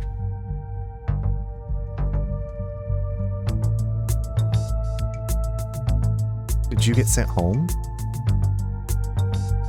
What's actually going on with Reese? Good question. I wish I knew. His mom's been saying he's sick for years, and it's not like she's wrong about it. He's been a wreck the few times I've seen him. I just find it a little weird that his mom hasn't brought in any outside doctors, at least not any I'm aware of. I mean, she's a doctor, but if your kid's been housebound for this many years, do you think it was something you put a lot more effort into fixing? I don't know, I'm probably just projecting or something. I went to UC Davis, so yes, it was on the other side of town, so it was on main camp. It wasn't on main campus, gotcha. Well, hopefully all the monkeys got back safely. That's rough. Yep. What's up with your brother? I swung by the general store this morning and met Niles. Miles, what's his deal? He didn't do anything weird, did he? He tried to make me steal some chips. I'm gonna say he tried to make me steal some chips. Of course he did, and I'm sure he told you all about how we get most of our money from bulk orders, so it doesn't really matter if you just take something. It's fine. Thanks for letting me know. I just wish he would grow up. Feels like I can't trust him to do anything without leaving a mess for me to clean up. Don't get me wrong, he's family, and I love the guy, but he sure doesn't make it easy. I guess we've talked a little bit. Like, can you tell me what's up with Stella and cars? It took some convincing to get her to ride back with Duke last night, even after everything that happened in the woods.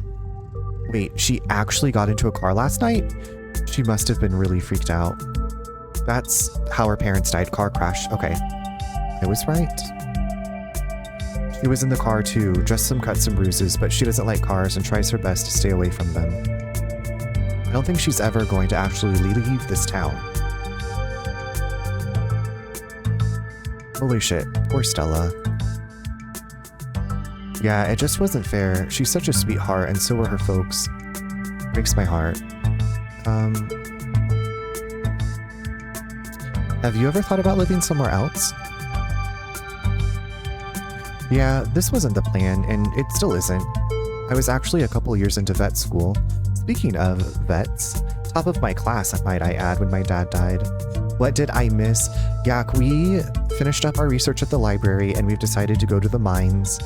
But we wanted to stop and see Stella and Kanika's friend Reese first. But Reese's mom, who is a doctor, wouldn't let us in, and she's like, Reese is not feeling well, you'll have to come back tomorrow. And then now we're heading to the mines, and we had an option to walk with Stella or ride with Kanika. And so I said, I should ride with Kanika, because I don't know her that well, and we can, you know, get to chatting. So we just found out, I confirmed that Stella's parents died in a car wreck, which is why she doesn't like to be in cars. And now we are asking Kanika, like, did you plan to leave this town? Like, what are you doing? I was actually a couple of years into vet school, top of my class, might I add, when my dad died. My mom wasn't up for running the store, and you've met Miles. I only wanted to take a semester off, help them get back on their feet, but it's been a year and change now. It's not just about my family too. The general store, that's the general store. If it winds up going under, it's hard not to imagine the whole town collapsing with it. Maybe I'll get to go back next semester. I'd say welcome to the Dead Dads Club, but I don't actually know if my dad is dead. That school, just like Stella's mom.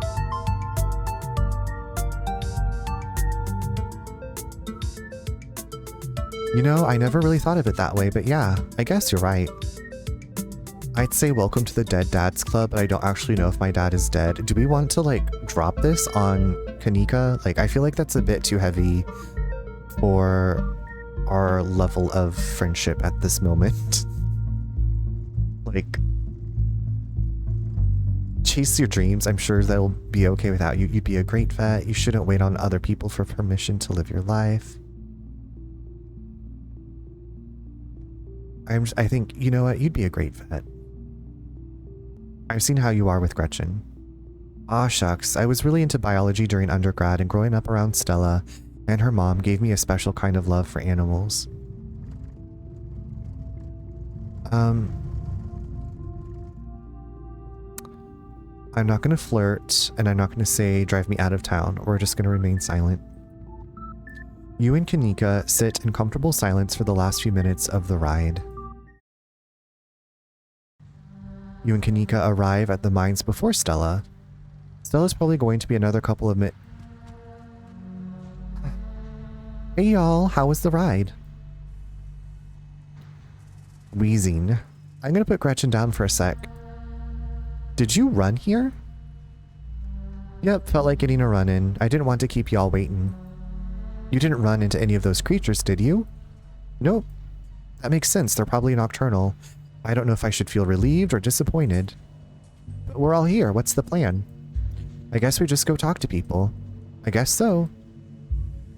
I should probably be on lookout duty. I'm a bit of a persona non grata in the mines. Tabitha? Yeah, I might have tried sneaking in to talk to her a time or two too many. And Gretchen makes it extra hard to be sneaky. We're probably less likely to get caught if only one of us is snooping around down there. Our vet said I should go to vet school because I guess there's a vet shortage, but I am too sensitive. I didn't know about there being a vet shortage. A friend of mine that worked at the emergency vet in Wichita when I worked at Pet Angel, he got into vet school, but he was like, that was his big dream, and I was so glad when he got accepted, but he was not able to finish school, and I was like, he would have been a perfect vet.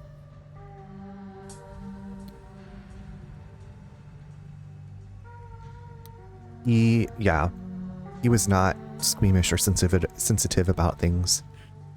He was down with it all. If Stella's on lookout duty and only one of us is going in, what's the third person doing? I'm sure I'll fit right in with a bunch of burly coal miners.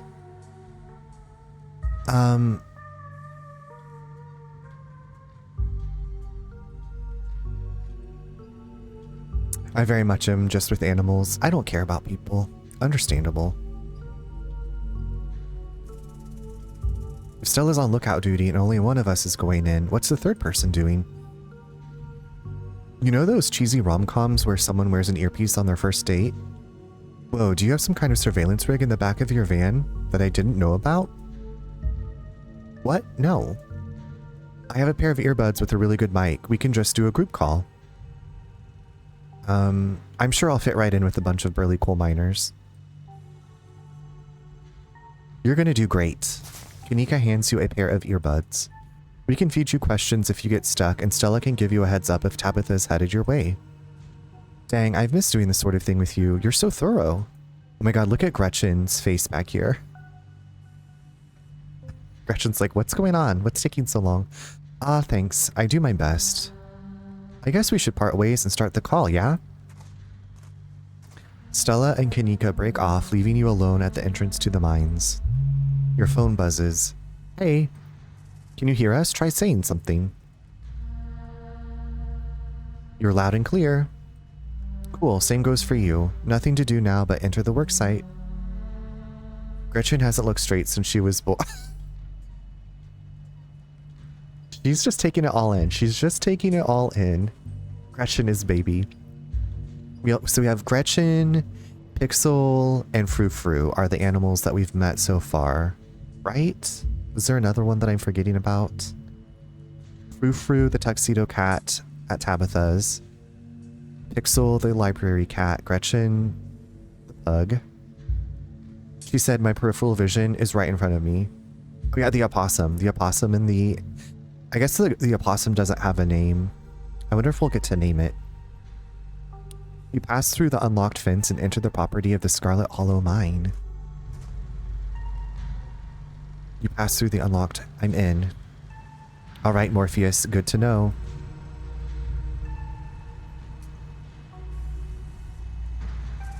Oppie? That's the opossum's name, Oppie. Oppie the opossum. Posse?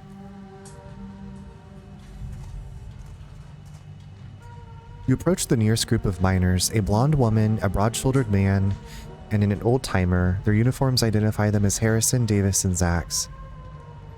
It's a name from Pacific Drive? Is that a band? Well, what do we have here? Right, we have some magic. How are you doing? Oh, is that the game that's like, you have to like make your car better and the world is like falling apart or getting sucked into a different dimension? Okay, I do know that game. I mean, I do know of it. I have not played it, but I'm familiar. You got a reason to be bothering us? Hey, I'm Tabitha's cousin. Y'all should get out of town. Can I not use my hot trait to seduce these people?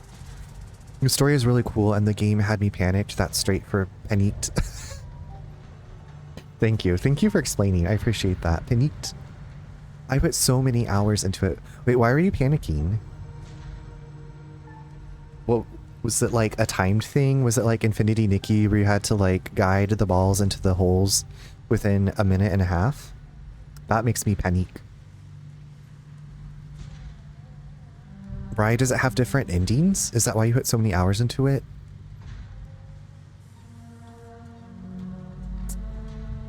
Because the zone doesn't want you there, and after a certain point the area you're in gets a storm and you can leave.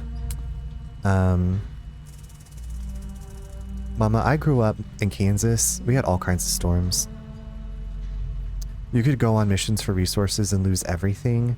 Couldn't you just reload an earlier save?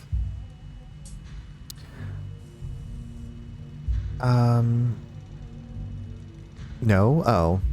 Well, maybe you should play with cheats. You don't lose anything. Maybe you should start playing with cheats. That would be... Yeah, exactly. Maybe you should be cheating. Do you know anything about a guy named Wayne? Yeah, we knew him. He was such a cut-up. Missed that dude. What happened to him? The miners shift for a moment, uncomfortably glancing at one another.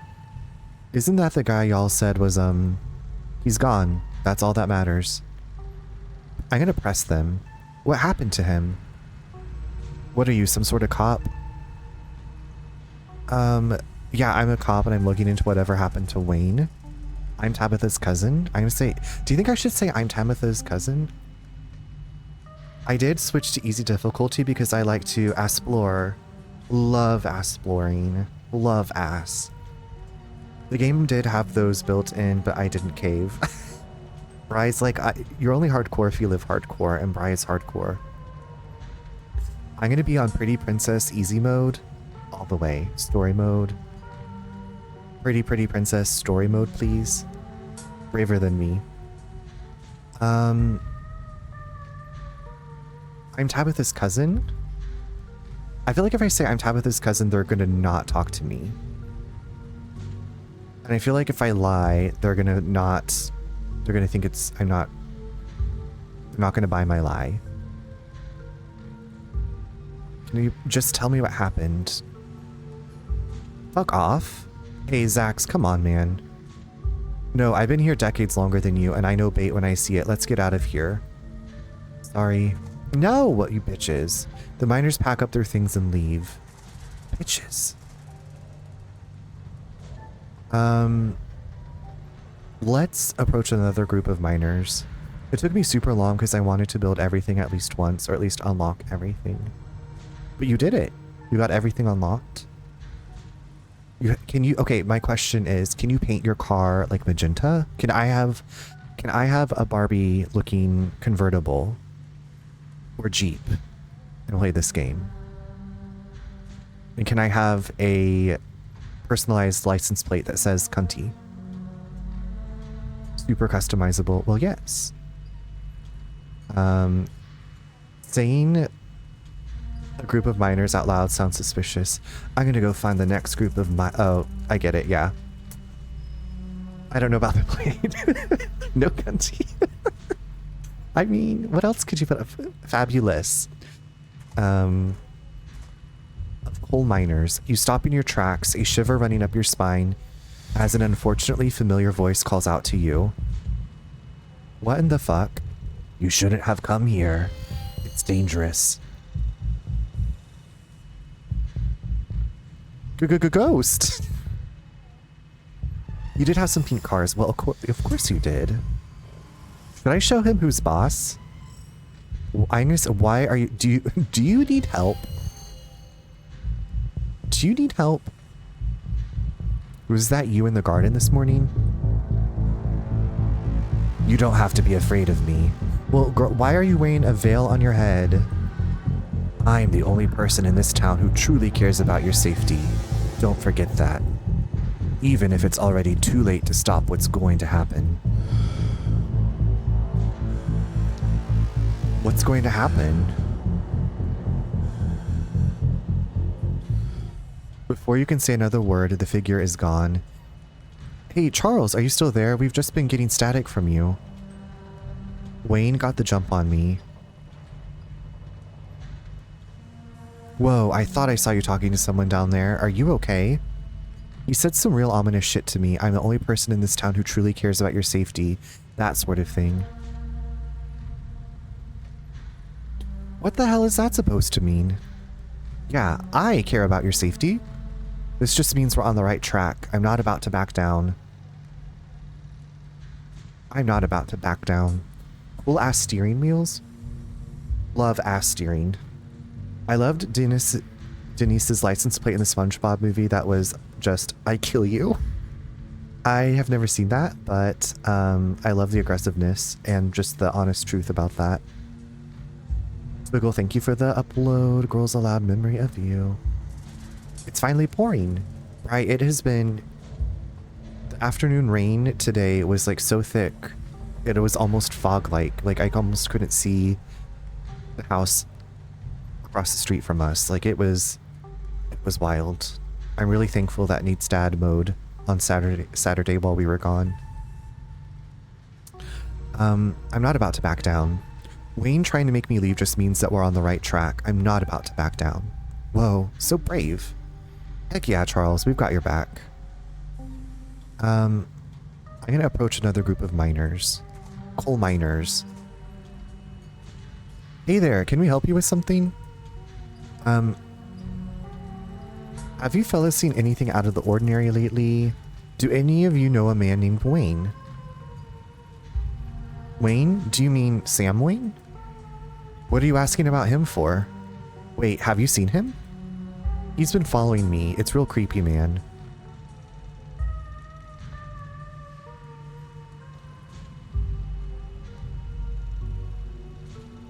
Oh, thank God. Everyone thought he was dead. Now, hold on. Creepy doesn't exactly sound like Wayne, does it? How do you know it was him?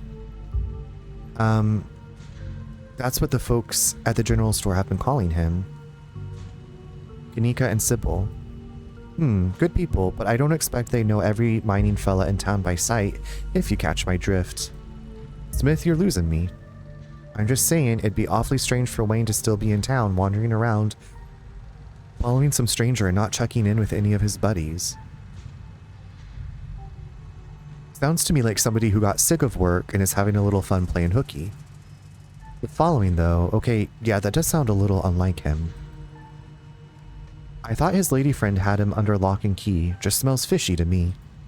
Until I see him face to face, I'm not convinced whoever's calling himself Sam Wayne ain't the very reason we haven't seen hide nor hair of the man.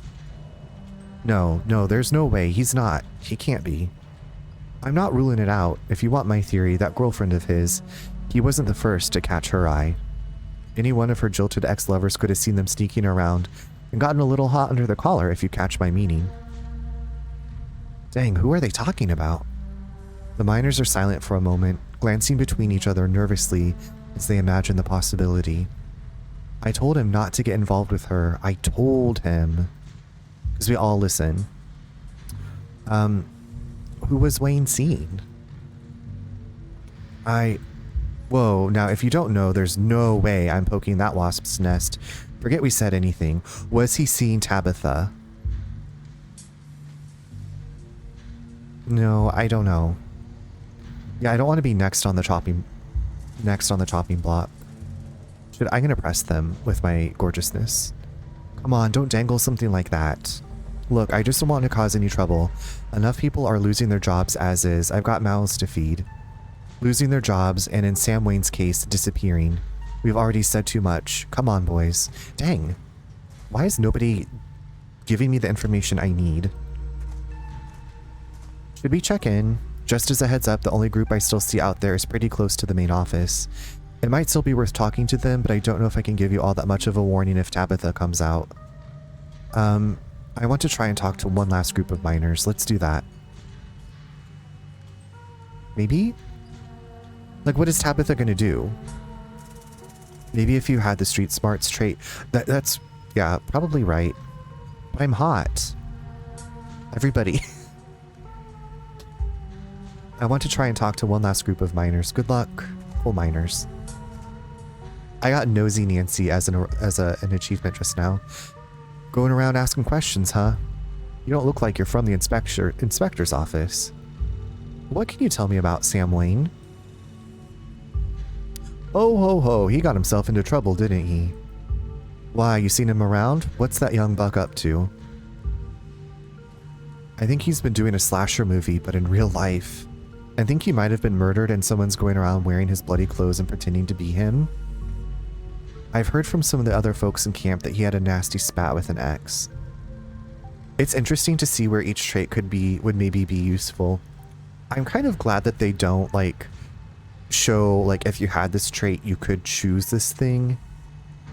I feel like I've seen that in some games where, like, you know, if you had this trait or if your level was at this, you could choose this dialogue, because then it's just like, So it's kind of nice to not have that shown. What's that young buck up to? What do you think he's been up to? What's he been up to? He's been following me.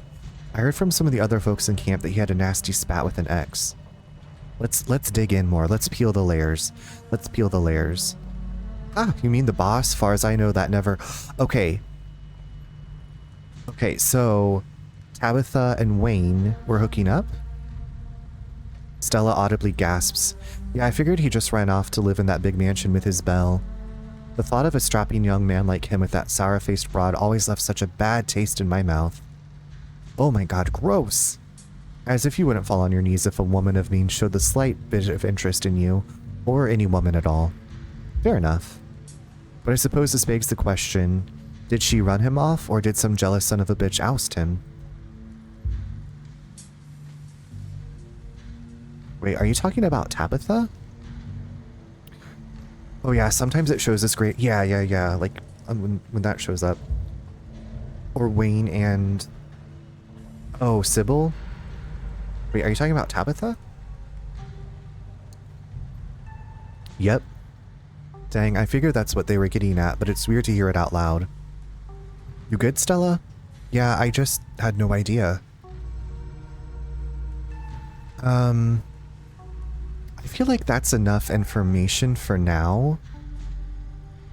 I don't want to keep pressing our luck and Tabitha finds us.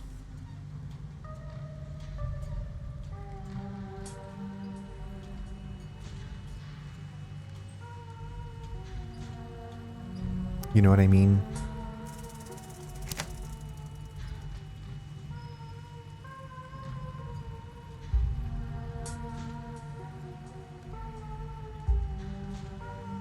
I guess maybe we could ask one more thing. Have you noticed anything strange around here? All kinds of weird stuff happens in these hills. What sort of weird do you mean? People getting sick? I mean, some of the older miners, sure, but I wouldn't call that unusual. Weird animal sightings? I saw a raccoon with a big old tumor last week. Spooked me something awful. That's nature for you, not always pretty. That wasn't a tumor, it was an egg. There are these things in the woods laying eggs in the animals. I knew it. I knew there was something weird about that raccoon. I believe it. There are things out in them woods nobody's ever seen before. It's still wild country, even if we've carved it into pieces. I know I, for one, ain't gonna go near them trees until some scientist folks come and sort out whatever's going on out there. Maybe I should cash in some sick days and go see my cousin in Asheville, just to be on the safe side. I don't act upon my nosiness in real life because I leave people alone, but in games, dish, sis, tell me everything. I love that. Okay, I'm gonna pause it. I'm gonna pause it because the ad's about to start, and I will see you all in just a few minutes.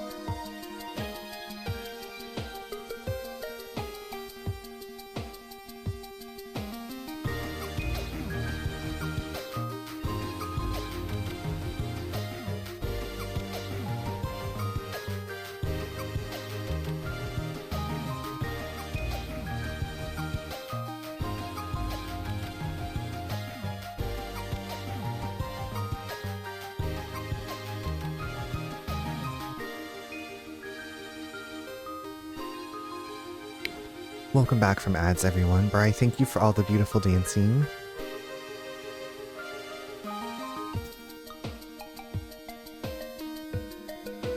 Today's was a pretty good day. I'm glad to read that, Twiggle.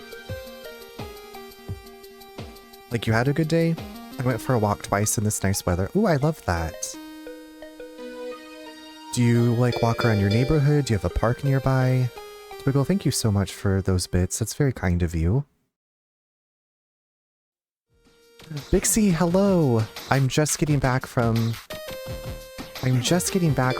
my break. Hopefully... Forehead rate. Hopefully... Gizmo, hello. Sadron, hello. Bixie, how are you? How is your stream? Well, I can tell you right now that I don't have followers only mode turned on, so that's good. I just got back from a little break, and I am playing some Scarlet Hollow. I think that you would like this game because it is like a choice. Basically, at the beginning of the game, you can choose 6 traits for your character, and like everything that you do is like your choices affect everything in the story. It's really, really cool. I just started this last night. Highly recommend it. It's called Scarlet Hollow. It's by the people that made this game called Slay the Princess, which I think just came out last year. This game it's like there's episodes, and not all episodes are fully out yet, but so far it's really, really good. I think you'd like it, Bixie, because I remember you were playing The Wolf Among Us. Yeah, I've heard people love that game. I haven't played it yet either. Hi, David. It did not happen again, so, you know, hashtag blessed. Bixie, thank you so much for the raid, though. How was your Dungeons and Dragons? Okay, were you, like, is there a Dungeons and Dragons, like, video game that you were playing? Or were you doing, like, a Zoom call playing Dungeons and Dragons? I'm very curious. I finally got to play Dungeons and Dragons a couple of years ago. A coworker friend of mine had a game going and let me join his group. Like, I think they had maybe 1 or 2 sessions, and it was a lot of fun. I'd never played before. No. So we literally made our own D&D game and have been building up. Oh my god, that is so cool. I did not realize that. I am so interested. Sadron made the story and I did the music. That is a slay. Okay, and you're gonna be streaming this or playing this on Wednesday of this week. Fanty Menace, hello. Just want to make sure I didn't miss any chats or anybody. Twiggle said just around all the way up to the gas station / store, or maybe even pharmacy.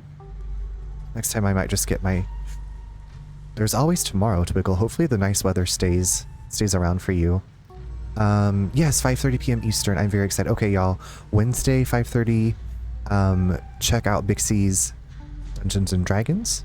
Yeah, Wednesday is the finale to the story. Okay, and even better for the finale. Now, do y'all have plans to, like, do a next season, or maybe just take, like, a break for a bit? Yeah, absolutely. Well, I feel like that's a pretty unique thing, and you all have put so much work into it. It sounds like that sounds really cool. Like what am I doing Wednesday? Also, thank you so much for the follow. I have anonymous follow, so if you just want to lurk and hang out, you don't get called out. But Bixie, if you need to go de-stream, take care of yourself. Also, this game takes place in North Carolina, so we have been learning some North Carolina lore and some cryptids. It's been pretty cool. You never know what could happen. Might have to come back to it periodically. Yeah, you never know. You never know. Yeah, I didn't really know that much about this game. I had another streamer friend who'd played it, and she was like, you're definitely gonna, you know, I feel like this is a game you'd love. And, right, it is a rare breed. The Bixieverse. The Bixieverse. We have the Marvel, the MCU, whatever. Now we have the Bixieverse. The D&D Bixieverse. Anyway, so we're currently, our character, so we got to town, we came to this town, our aunt passed away, we met our cousin who we've never met before, and we're staying at this big mansion, and we met somebody in town yesterday, and we went out cryptid hunting with them, and we got besieged by these creatures in the woods. And so today we've been at the library researching, trying to figure out like what these creatures are. Apparently they're a sign of something bad is going to happen. And now we're at the mines questioning people because there's also this guy who keeps showing up and like saying weird things to us. Like, I'm the only one who's looking out for your safety. You need to get out of here. It's very, I have no idea what's going on. It's got some really nice, looks, you know, hand-drawn art. The characters are, there's animals, and apparently one of the traits that you can, well, not apparently, one of the traits I could have chosen at the beginning was talks to animals. I did not choose that trait. I went for powerful build, so the character's like strong, and they're also hot, so they can charm. So there's like almost infinite replayability, I would say, depending on what your traits are, your choices. It's a lot to dig into. Game looks so cool. It's been a lot of fun to play so far. And the writing's really good. I feel like it has to have good writing because that's most of the gameplay is reading and choosing. Anyway, we're talking to this last group of miners, coal miners. And we're like, there's something weird going on. And one of them says, maybe I should cash in some sick days and go see my cousins in Asheville just to be on the safe side. Have you heard any knocking in the mines? You asking us if we heard the Tommyknockers? Of course we have. We're old timers. Wallace, who was here before the machine got bought in, know the Tommyknockers. What a nuisance, always stealing my hammers. It's true, had a pickaxe stolen too. And when you heard knocking coming from one of the old tunnels, it was enough to make a man pray. Looks like I figured out what to do for my next video. Better not be thinking of going into those old mine shafts alone. I could always use a partner in crime. I'm going to wind up going down there with you, aren't I? Any noises from the woods? All the time, howling, screaming, all sorts of fiendish caterwauling. Probably just screech owls and bobcats, you old coot. Might be, might not be, but I heard something the other night that sent the fear of God shivering down my spine, I tell you. Not miners, right? Yeah, not, they're coal miners. Coal miners. Your friend is right, it was probably a bobcat or a mountain lion. It was probably a ditchling, a portent of doom. Oh, what now? Ditchlings. My grandma used to tell me stories about them. Claims she saw one once, and that's why she always had such bad luck. I guess it's not just my mom. Anyway, we have our friends. We have like earbuds in, and our friends have been talking to us too as we've been questioning these coal miners. Okay, that's all on that front. Sure. Okay, we're gonna... I don't want to keep pressing it.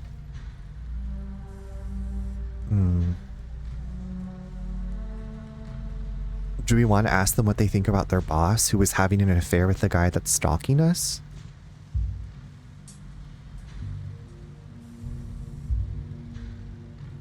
Like, I don't really feel like Tabitha... So Tabitha is our cousin, and she runs the coal mines. And she apparently was having an affair with the guy who's, like, mysteriously shown up behind us and saying cryptid things to us, but then he's disappeared, and so people are like, maybe he just left town and he got fired. Okay, what do you think of Tabitha? The two men shift uncomfortably. Not the kindliest woman I've ever met. She runs the place all right. Tell that to all the boys she's been laying off lately. Keep going around saying that and see how long till you're one of them boys. All I have to say is, a mine that's doing well doesn't go around laying off its workers for no reason. I'm not so sure any of us are going to have jobs in a few years. Tate, you're a damn fool. You're going to be next if you keep up that kind of talk. So be it, but a man needs to speak his mind sometimes. That's all, thanks for the help. My pleasure. Charles, I think we've got a fuck-a-rama. I knew it was going to be here. What the hell are you doing here? Aw, crap, good luck. Sorry, Charles. And that's our cue. Pardon us. You shouldn't be here. This place is dangerous. Why can't you just stay in the estate and stop sticking your nose where it doesn't belong? What is that ridiculous thing doing in your ears? Are you trying to record my employees? Are you trying to record me? Tabitha snatches the earbuds out of your ears and throws them to the ground. Typical phone-addicted city dweller. Ugh. And I have a meeting in 5 minutes. I can't even drive you back. Okay, look. I don't want you wandering anywhere else. Just stay here for an hour. I can take you back to this estate as soon as my meeting wraps up. Can you please do that for me?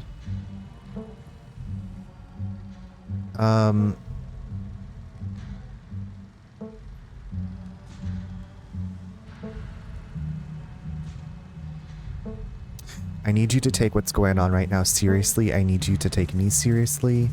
I feel like let's just kind of play it cool and we can talk to her back at the house.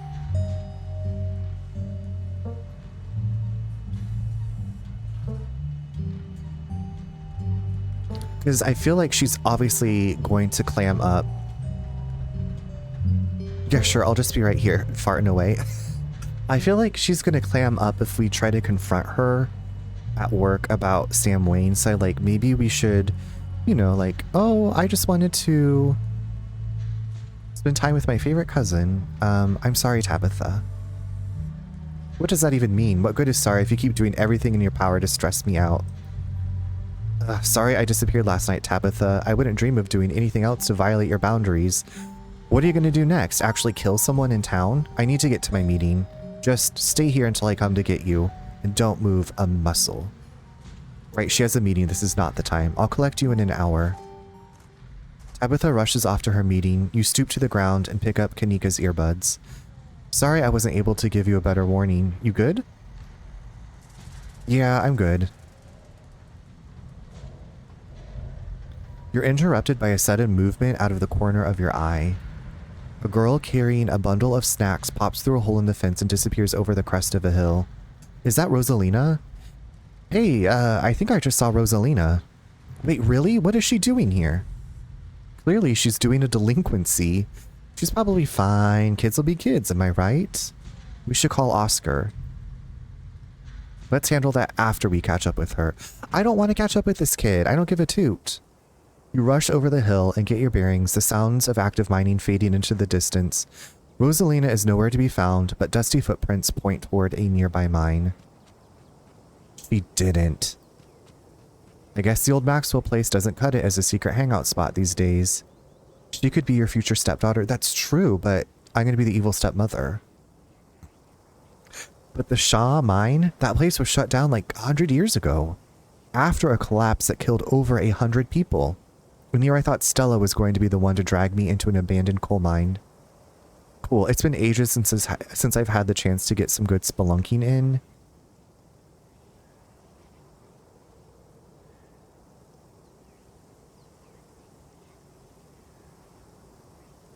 Well, at least we'll have a good guy down there in case things go south. Whoa, you sure you want to tag along, Neeks? Charles and I can handle this honor. Like, maybe one of you should stay outside and call Oscar. Yeah, I'm sure. As much as I hate confined spaces, I'm not about to let Rosalina get hurt in there. Even if it means I have to go underground. Our cousin is gonna try to kill us now for sure. Stella and Kanika disappear into the mines. Before you follow, you briefly wonder if you should let Tabitha know about this. I feel like we should let her know. Yeah, like, let's bring her into the loop. You pull out your phone and dial. She's in the meeting, though. What is it? You know I'm in a meeting. Yeah, Gretchen does not need to be breathing that stale air. A kid just snuck into the Shaw mine. I figured you should know. What? Are you serious? Why do things keep happening to me? I feel like that should be on a t-shirt. Why do things keep happening to me?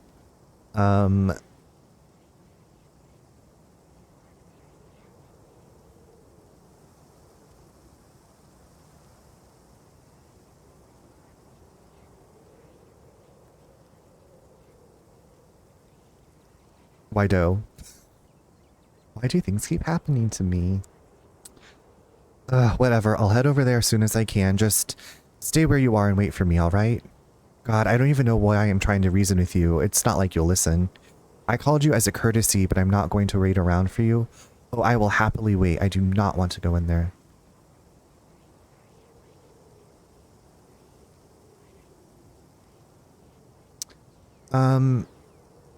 Obviously we should probably go in after our friends.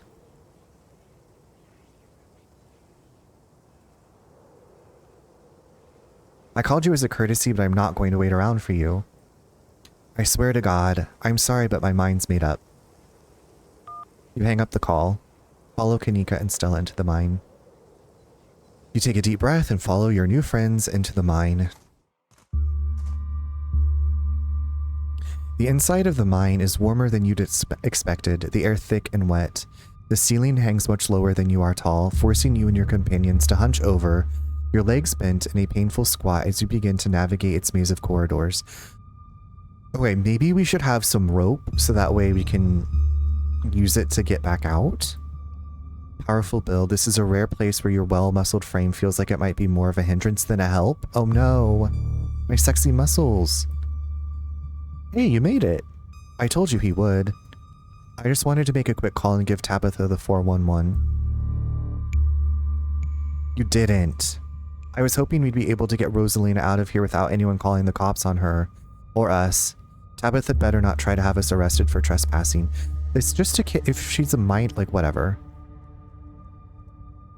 Oh, I wouldn't worry about her calling the cops. I've snuck into the mines dozens of times and she's never called the cops on me. That's because you two have a weird thing. I'm pretty sure Tabitha actively hates me, and believe me, the feeling is extremely mutual. Well, what matters is that the gang's all here. We'll find Rosalina in no time.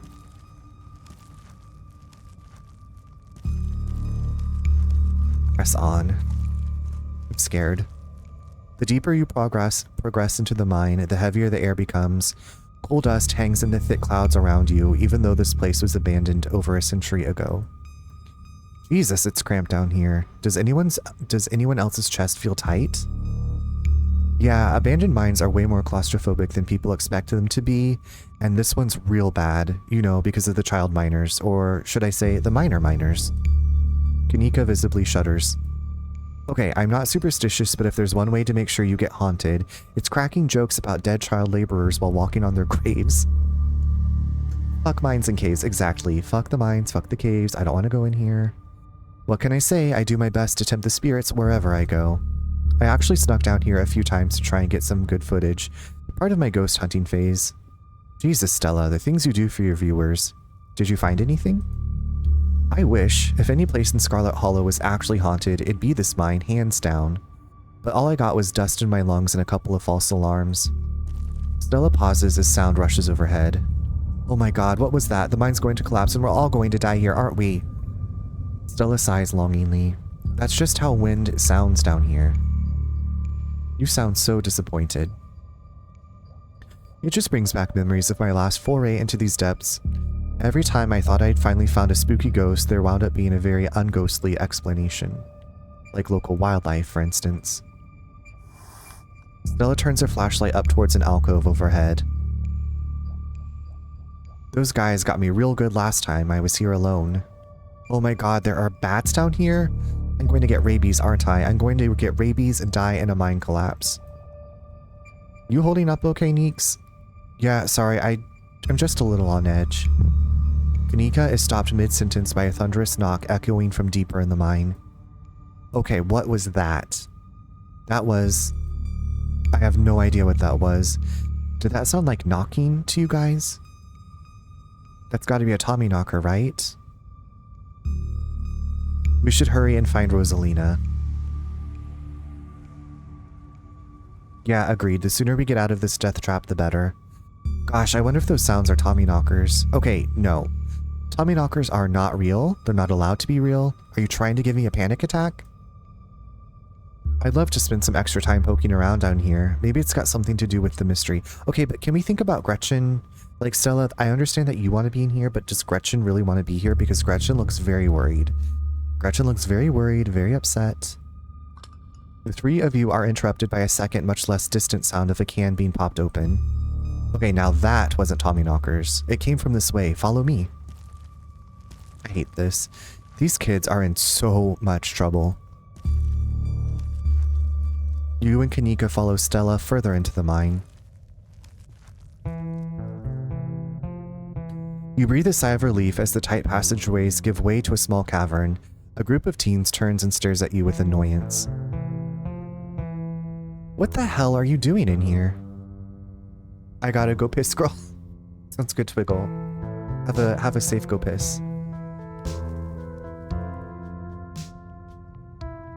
What the hell are you doing in here? You creeps? Are you stalking us?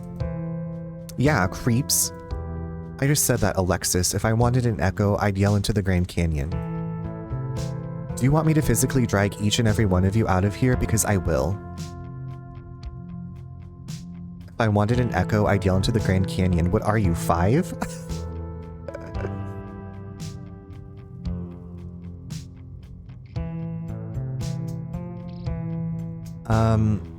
Your dad's looking for you, Rosalina. And who the hell are you exactly? That's Charles, Tabby's cousin. I can't believe your dad sent people to follow you, Rosalina. That's messed up. I think that qualifies as harassment. You're right, Becca. It is messed up. I don't need him telling me where I can be.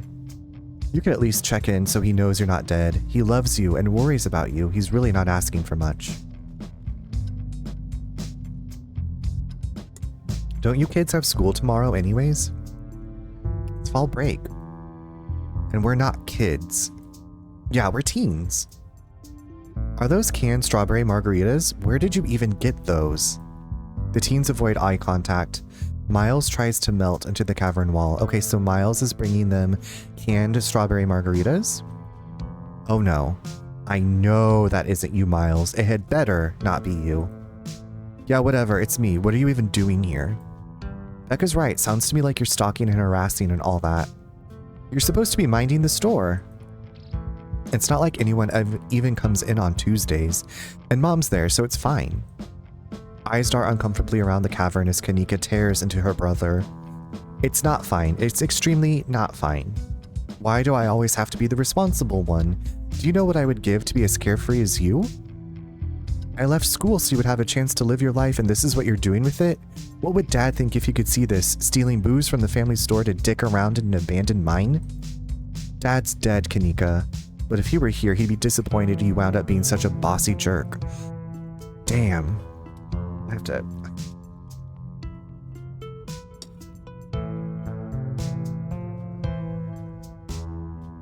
Who cares if we're having canned margaritas somewhere nobody's supposed to bother us?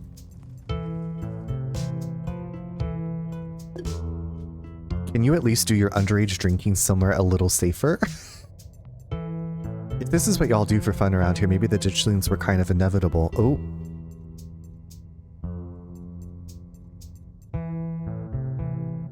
Can you at least do your underage drinking somewhere a little safer?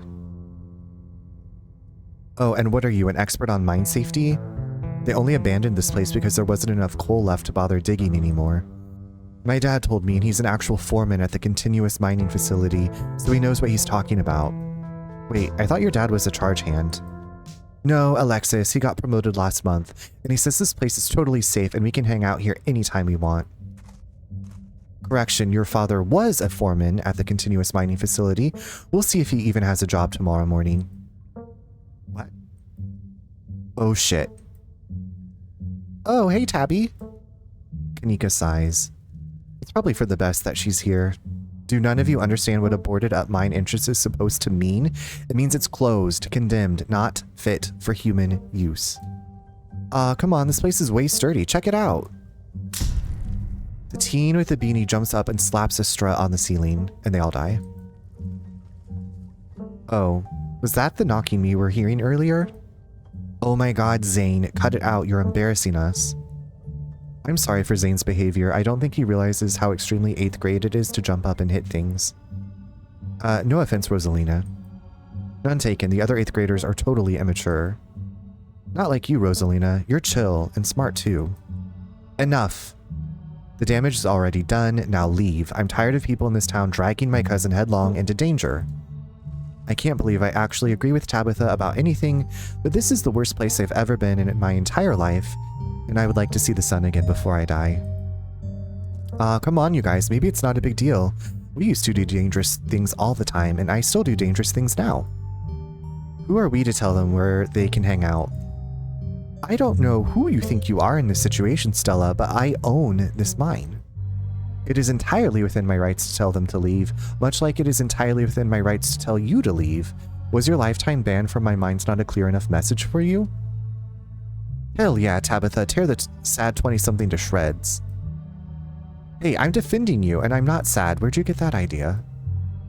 Running a clickbaity YouTube channel where you run around in the woods chasing nothing is extremely sad. So she's sad, so what? Give it a few years and you'll be sad too. The passage of time is inescapable. Look, we just wanted to give Rosalina a good time. Her home life sucks right now. Yeah, tell him about where you have to sleep, Rosalina. We've been living in the library for the past couple weeks. Dad says we can't stay at our house. They've got a hot plate and a couple cots in one of the back rooms. It's actually a pretty sick setup. No, it isn't, Zane. We're getting all of the dirty laundry. I don't want to know all of this. Like, I just wanted to get out of here. Rosalina deserves better. I don't care about your home life. If you're going to do your underage drinking, go do it in the woods. Just get off my property. Tabitha. Look, Rosalina, I'm sure Oscar has a good reason for all that. He's a good guy and he cares about you. He thinks our house is haunted. Okay, so the librarian's smart dad is like, our house is haunted, so we have to go live in the library? His stock is plummeting in my eyes. I don't know about this relationship. It might be doomed. Like, I'm not gonna live in the library with you. Like, if we had like an apartment above the library or next to the library. Yeah, you're so right for that. I can fix him. I can fix him. He thinks our house is haunted. It's a work in progress. Uh-oh. Wait, what? And I should care because it's such a bullshit excuse. I bet he couldn't afford it anymore and is lying to you to save face. What a coward. Becca, I don't think you can, like, say that about other people's families. Isn't that, like, bullying or something? Shut up, Zane. Back up. He says it's haunted? I can't believe he didn't mention it to me. I could investigate. There's no ghost, Stella. It would be cool if there was, but Becca's right. I just wish he would be honest with me and tell me what's really going on. It's like he doesn't think I can handle it, like I'm still a little kid. You're all children and none of you realize how good you have it. Back in the day, each and every one of you would be pulling 12-hour shifts in this exact mine. If it weren't for child labor laws, the 5 of you might have some actual character. Exactly, Rosalina's not that mature anyways. She still sleeps with stuffed animals. That doesn't mean she's not mature. I still have pork chop, you know. I rest my case. Gretchen is over the drama and just wants fresh air. Yeah, Gretchen's like, when can we fucking leave? I'm over this. Wait, what did you say about child labor? I am not going to weigh in on this. This is between you and your dad, and the two of you should talk about it anywhere that isn't here. I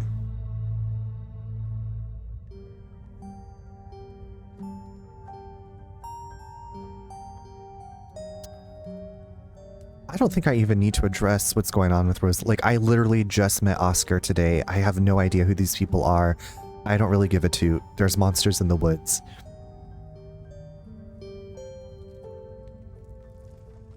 I can just remain silent. Yo, if Rosalina's house is haunted, we should break in and, like, ghost bust it or something. Oh my god, Zane. You can't ghost bust if there is no ghost. Also, Rosalina lives there. She can't break into her own house. There's no ghost that you know of. I bet we could figure out how to bust it if it's actually real, and if it isn't real, well, problem solved. You know, Rosalina, you could always stay over at my house until Stella ghost busts your place. We have a finished basement with a pull-out couch. I mean, that sounds pretty nice. Why are we talking about this like it's a thing? It's not a thing. There is no ghost. I don't care, and I can't believe I've wasted this much time trying to argue with children. I'm washing my hands of this and calling the cops. Feel free to leave before they show up. You hear that, Miles? We're leaving. I suggest the rest of you kids leave this empty mine before someone gets black lung, or gets crushed by rocks, or meets any one of many terrible fates people tend to meet in abandoned mines. Kanika is interrupted by a pair of thunderous knocks. That wasn't me, I swear. Then what was it? Come on, Stella, didn't you have a whole list of perfectly natural explanations for scary mine noises? It's Tommyknockers for sure. I know this isn't why we came down here, but we've got to check it out. Stella. I know, but weird stuff's been happening around here the past few days. What if this is our chance to get an actual solid lead? The stakes couldn't be higher. Do you have no sense of self-preservation? I want you out of here, Stella. Aw, come on, Tabby, you can come along too. If you guys are going after something spooky, count me in. Nobody is going deeper into the mine. Nobody is staying in the mine. You're all leaving. Please listen to Tabitha before my heart gives out. It'll be fun, Neeks. It will not. Wait a second. Where'd 3 of you run off to? Are you kidding me? Unbelievable. Wow, Kanika, maybe if you weren't still scared of the dark or whatever, you would have noticed them sneak off. I noticed them sneak off and I've been zoning out the whole time we've been here.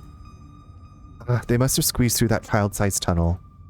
Dang, I've always wondered where that goes. I've never been able to get these hips through there. Stella, stop sneaking into my mines. Please, I am literally begging you. If only all the tunnels down here were wide enough for adults, we could already be done with this little mess, but no, there just have to be remnants from a bygone era. Didn't you just talk about how child labor was the good old days a minute ago? I was trying to get you to leave my mine. Becca's head pops out from the tunnel's entrance.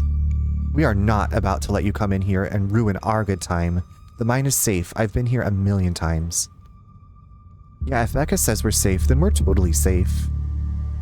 Whatever, come on you two. I know a cool spot this way. Okay, I think I know where that tunnel rejoins the rest of the mines.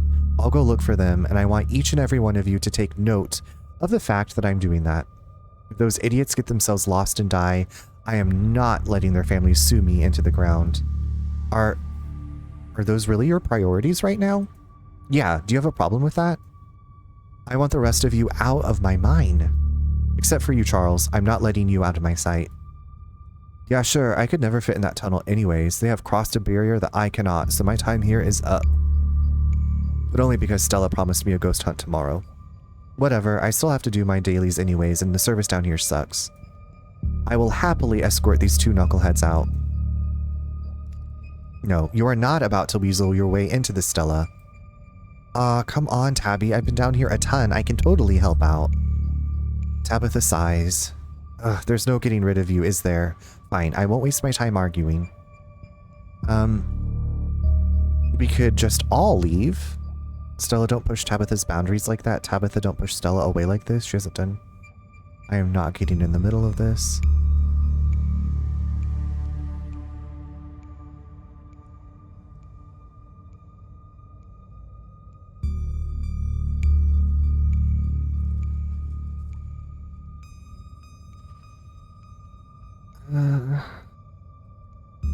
Alright, let's do this.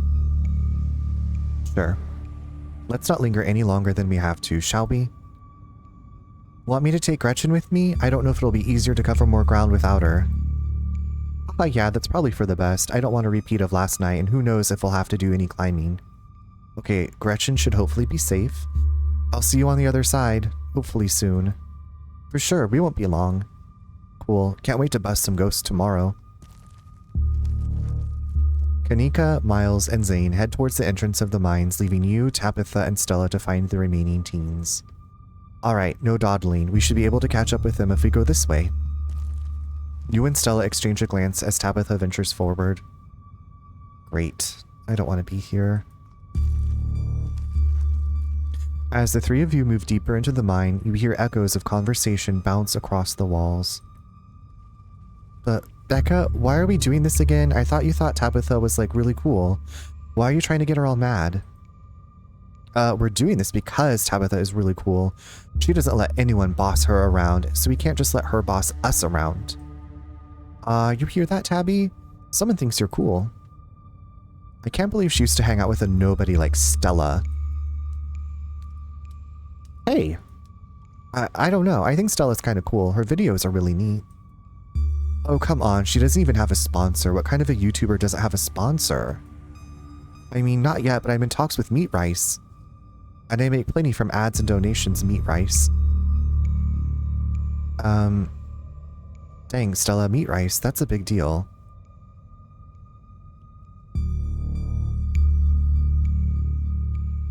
That's Beatrice.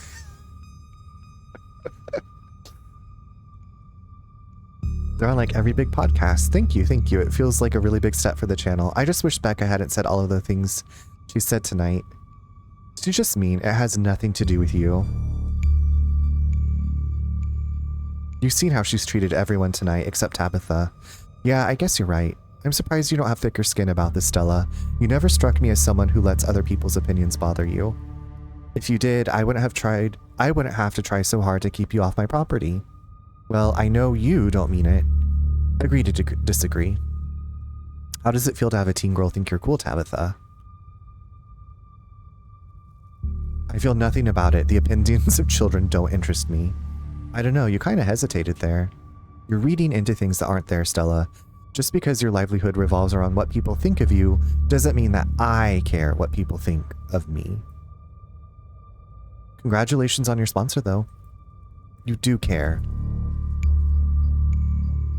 Okay, let's press on. Beatrice. Another knock closer interrupts your thoughts, followed by another, followed by another. Is it just me, or is that knocking coming from the same direction as those kids? It's not just you.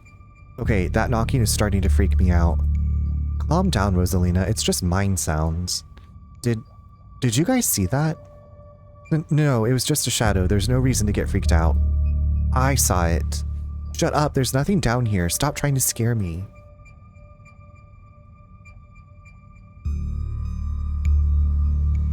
I knew coming down here was a bad idea. I can't believe they're making us do this. They better get grounded.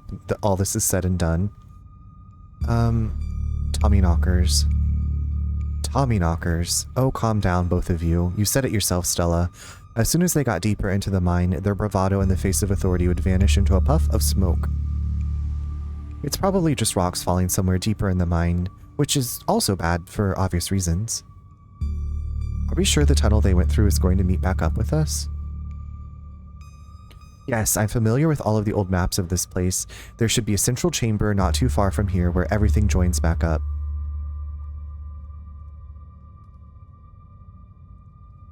I can't believe they're making us do this. They'd better get grounded when all of this is all said and done.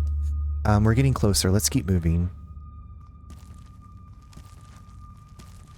I hate this. This is definitely something I would not be able to do. As you progress deeper into the mine, the knocking grows more frequent. It's still distant, but it's much louder than before. The tunnel ends abruptly in front of you. A century-old ladder is the only way forward. In the darkness beyond, you can still hear the echoes of terrified teens, their panicked arguing bouncing down the pitch-black corridors. And here we are. The tunnel they crawled through passes through the chamber below. It shouldn't be hard to find them once we get down there. I've never been this far in. Congratulations, Stella. You got what you wanted. Tabitha crawls up to the ladder and disappears over its edge. Alright, let's do this. Stella hoists herself over the edge and begins to climb down. All of them down into the pit. I don't want to do this. Is the ladder gonna break? Okay. I'm pretty sure this is the way back. Come on. Pretty sure. I thought you'd been down here before. Okay, maybe I didn't get this far in, but whatever. It doesn't matter. I definitely remember the way out. Hurry, I don't want to be down here anymore. I think it was actually this way. Oh, shut up. No one even wanted you to come with us anyway. Becca? Yep, they're close, alright. Good thing they're so damn loud. It sounds like they're really lost. The voices around you, those of the teens and your companions, sound odd, distant. There is something in the darkness before you that's much louder, though you don't hear it. I don't want to walk towards anything. I don't want to do any of this. No. You don't hear it, but you can feel it in your chest. A desperate need to perceive and be perceived. I'm scared. Wrap yourself in the darkness of the pit. Like, no, let's not do that. Hey, are you alright, Charles? Bear witness? What do you think you're doing? Get away from there. Your cousin dives towards you, but not before the light from your phone illuminates the chamber. The miners found some kind of gateway.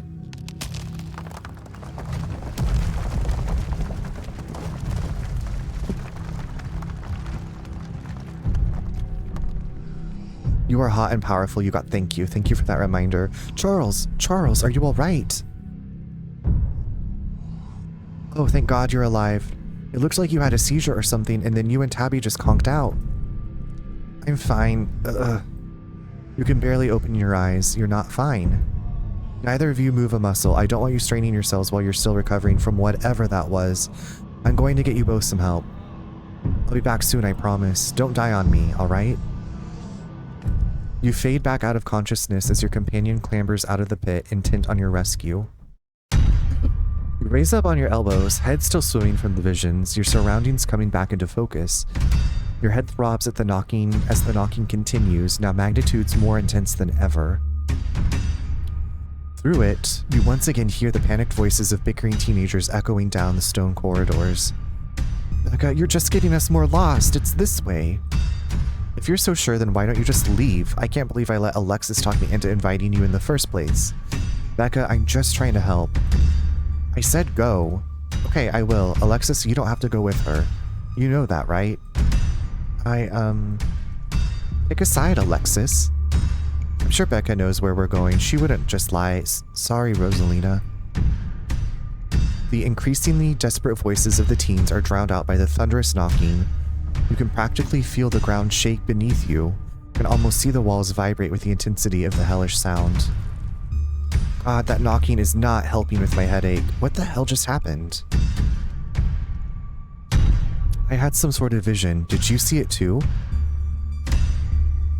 There's got to be fumes or something down here. It's an old mine. These places are death traps. We probably just hallucinated. Are you literally gaslighting me?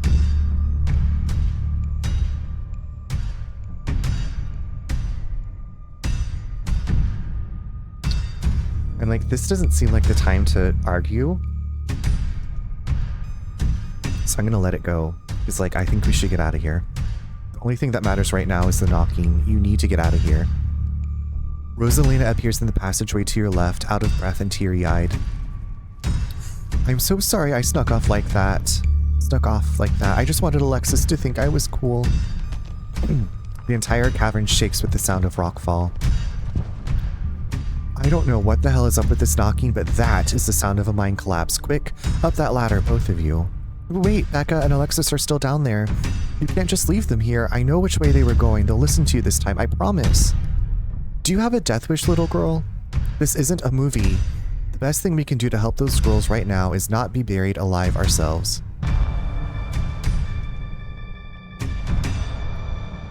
Take Rosalina and leave. Go after Becca and Alexis.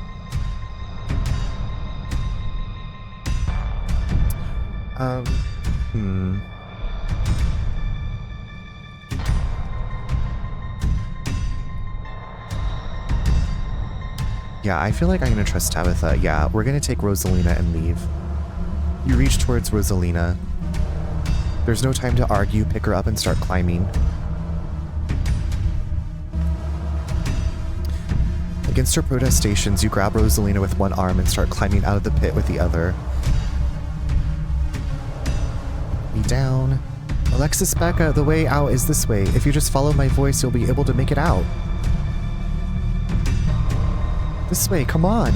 Your cousin moves with the kind of swiftness you'd expect from someone who spent her entire working life in and around coal mines. Becca, Alexis, can you still hear me? The knocking drowns out Rosalina's desperate shouts as the three of you crawl closer and closer to the entrance. I'm so sorry, I left you guys. It's deafening now, as if someone were trying to break through the walls with fists of iron. You continue to push forward, your burning muscles giving way to pure adrenaline. Then comes the sound of splintering wood. You pick up the pace. The entrance is so close. I'm so sorry. Push through. And there it is. Freedom. Three of you manage to squeeze through the entrance just as the walls of the mine come crashing down. Alexis... Do you think the other two? Maybe they got out. It's possible, right? Maybe there's another entrance or something. Or maybe they're still alive in there. Oh God. I'm so sorry. Rosalina, are you okay? Your dad's on his way. He should be here any minute. I'm so sorry. I'm going back to camp. I'll be back with some men, and they can start digging. I'll call Earl. Who's Earl? It takes a bit of time, but eventually Tabitha arrives with men and a machine to start digging through the rubble. You, Stella, and Kanika are afforded a quiet moment to yourselves as the others get to work.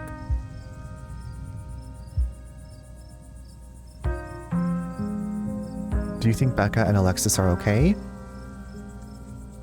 There were survivors in the last collapse. I left them down there. Don't say that. If you and Tabby didn't pull Rosalina out when you did, you all might have wound up buried down there. I think you did the right thing.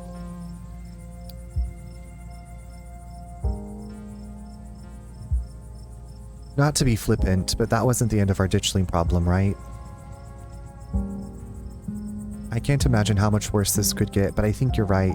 We've still got a lot of unanswered questions too. Even more than we had this morning, and we had a lot of questions this morning. This is all still a little too magic for me. Just because two bad things have happened doesn't mean there's a pattern, right? Oh my god, hi Chris, how are you? Happy Monday, BB.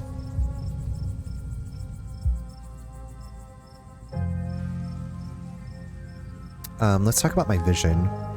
There was a stone carving on the wall of that pit. It gave me some sort of vision. I saw what happened to this place. I'm okay, babes. Happy Monday to you. Thank you, thank you.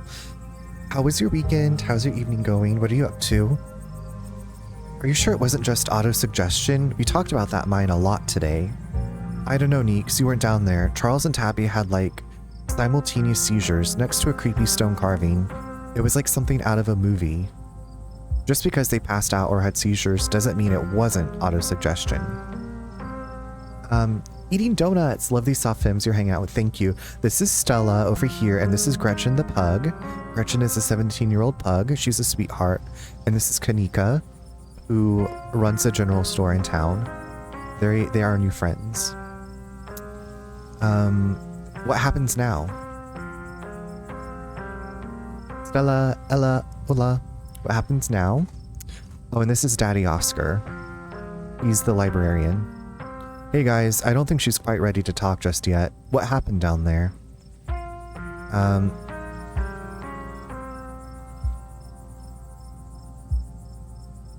What happened down there? She's okay, Oscar. I made sure of that. I carried her out of there myself. Thank you, Charles. I just wish I could have kept her from going in there in the first place.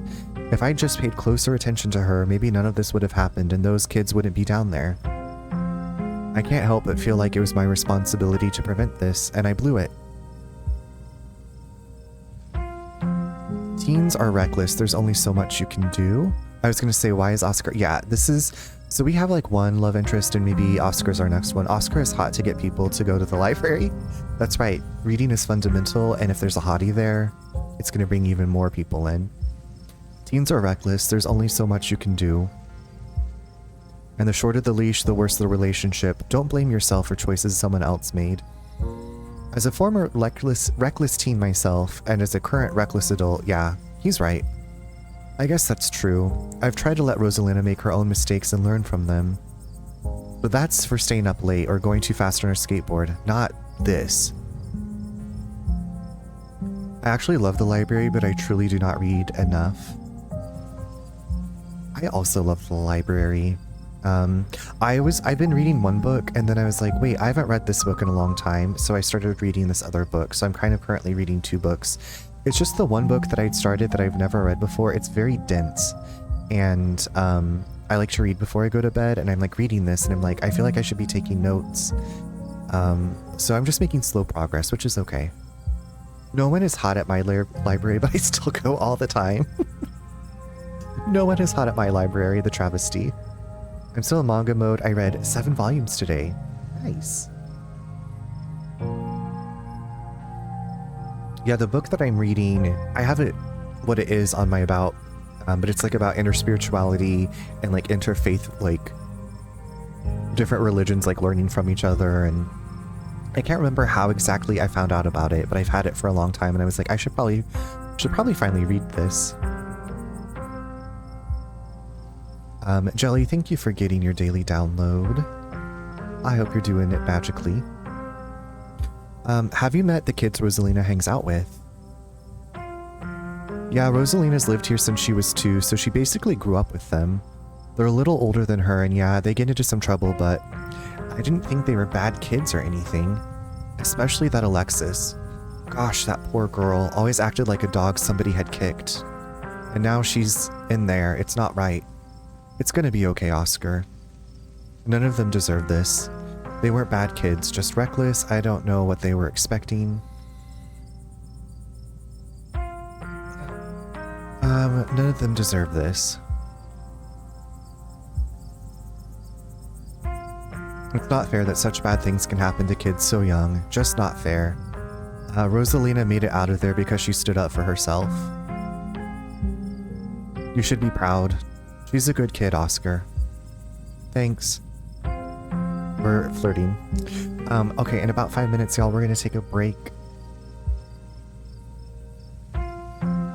This is definitely a game that I'm like, I just want to keep going. I don't want to stop. There's something terrible in that mine. I think it was Tommy knockers. I can't believe they're actually real, but I got some audio of the knocking on my phone. They must have been furious that we went down there. This is all my fault. She's been so angry with me. If I'd just been able to provide more stability, she wouldn't be doing things like this, putting herself in danger. Rosalina told us you two have been living in the library. I think she was trying to get away from that. Oscar sighs. Rosalina told you that? Yes, it's true, but you have to understand there's something in that house. We believe you, Oscar. I couldn't let it hurt her, and since I didn't know how to get rid of it, I set up a back room at the library for us. Just until I could figure out how to fix things. I know she hates it, but I thought it would be better for her. Instead, it just drove her away. Staying with friends, not checking in, and now this. It's all because of that house. And because of me, because I haven't been able to fix this. I just wish she could understand. You don't have to be alone in this. We can help.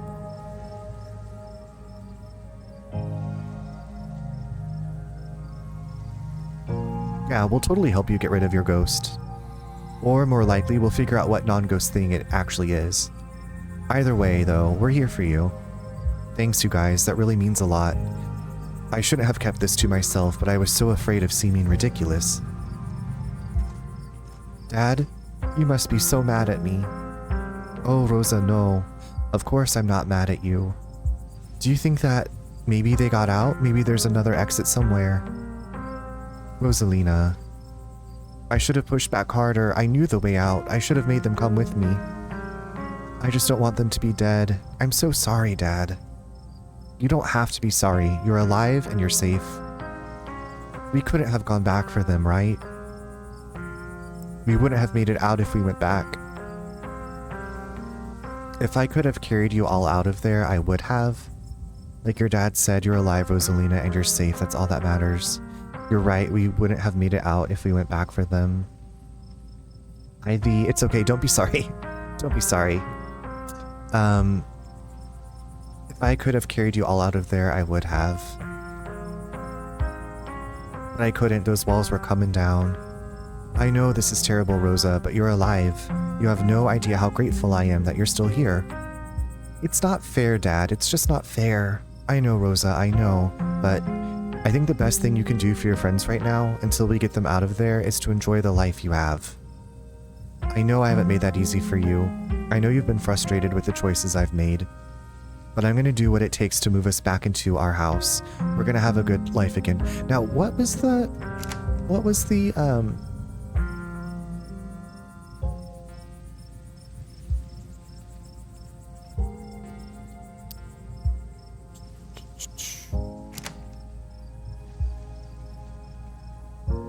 H, okay.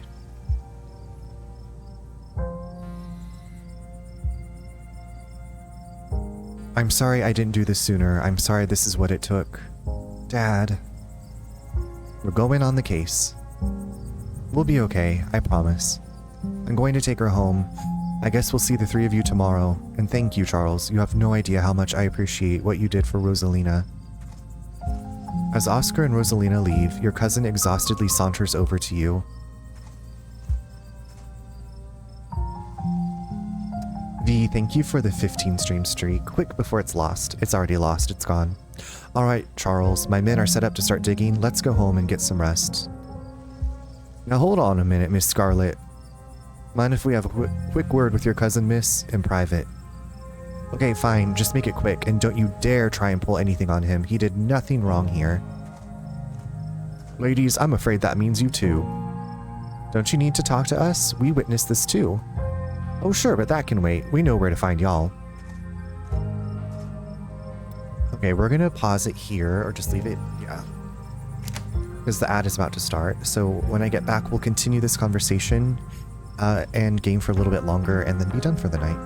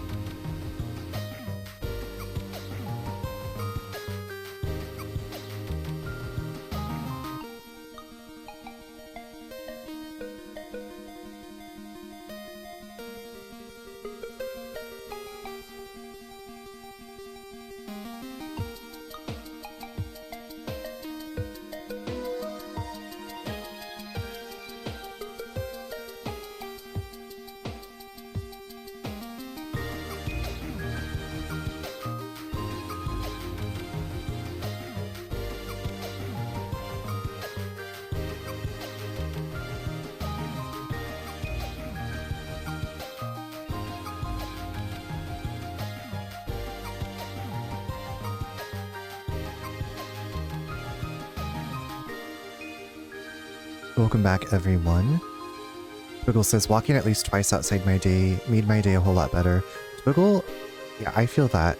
Definitely. And I was like so shocked at like how much better I felt. Right, is that a hot dog? What is that? A wiener? It's nice to be able to go outside and get fresh air. Hopefully I can get my SIM card out so I can access my old data though. I hope you can, Twiggle. I miss using my Tumblr. I started a Tumblr a couple of years ago and I haven't really done anything with it.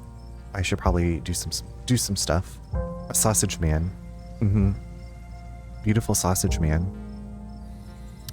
No, Tumblr, the website, it's kind of like a blog, I guess. Okay. I'm Sheriff Hugby, and this is Deputy Derrickson, but you can call me Earl. Makes me want a hot dog real bad. Hi, Ardrick. This hot dog has a head on it, though. A human head. It's so cool to be able to follow soap operas and repost them. Cool. I didn't even know about like using it in that way. I know. I just like bringing up the rock Tumblr. Oh yeah, the rock Tumblr that I'm not even sure if it exists. Head. Oh no. Right. Yeah. It's kind of creepy. It's kind of creepy. Ardrick, how are you doing? That you are supposed to tumble. Right. That I'm supposed to tumble some rocks with. I also forgot to get piano music from my brother, and we were at his place this weekend. I just don't remember anything.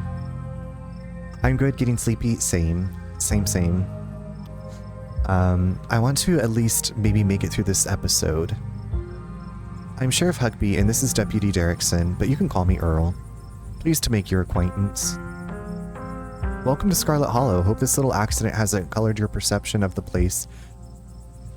Excuse me, lovely place to live if you ask me. Lovely indeed. Now, Sheriff Hugby, don't you think it's semi-odd that these teens found themselves in an old abandoned mine on the very property Charles's family happens to own? I'm glad that you like Bittersweet Symphony. I also love that song. Always makes me think of the end of Cruel Intentions, and my parents had that CD, and we would listen to it all the time. And don't you think it's even a mite bit odder that Charles happened to be in there with them at the time of said collapse? I'd be lying if I said it weren't peculiar, though I'm sure you're an upright citizen, Charles, and all this is surely an unfortunate coincidence. Still, a good cop should ask himself these questions. You've got to understand where we're coming from. Two kids, 15 and 14, are buried alive down there, and maybe they're dead, and you were on the premises. Me watching Cruel Intentions. Diva, these intentions are so cruel. They're so cruel. They're terrible. It's definitely, Chris, I wonder like if I was like Gen Z, if I was like young and like watched Cruel Intentions now, like what would I think? I would be like, what in the world were people doing? The cruelest. Crueler, and cruelest intentions. That's what the sequel should have been called. Cruelest. Oh my god, I don't even remember anymore. I need to give it a rewatch. It's one I probably watch at least once a year. I usually FaceTime with one of my good friends, and we'll watch Cruel Intentions. We also watch Drop Dead Gorgeous, and we watch Dick. I feel like those are our movies in rotation, and we also watch Hocus Pocus in October.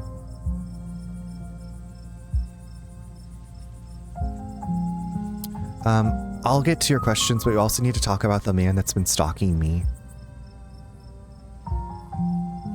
His name is Sam Wayne, and he used to work at the mines here. That seems an awful lot like deflection to me, wouldn't you say so, Earl? This is a nice town. People don't go about stalking strangers in these parts. Can you at least just take a description? Fine. Derrickson scribbles down your description of Wayne. You watch too many movies. Now can you tell us what happened down there? We saw some teens sneak into an abandoned mine, so we went after them. I haven't seen Drop Dead Gorgeous in 84 years. You watch what? Dick.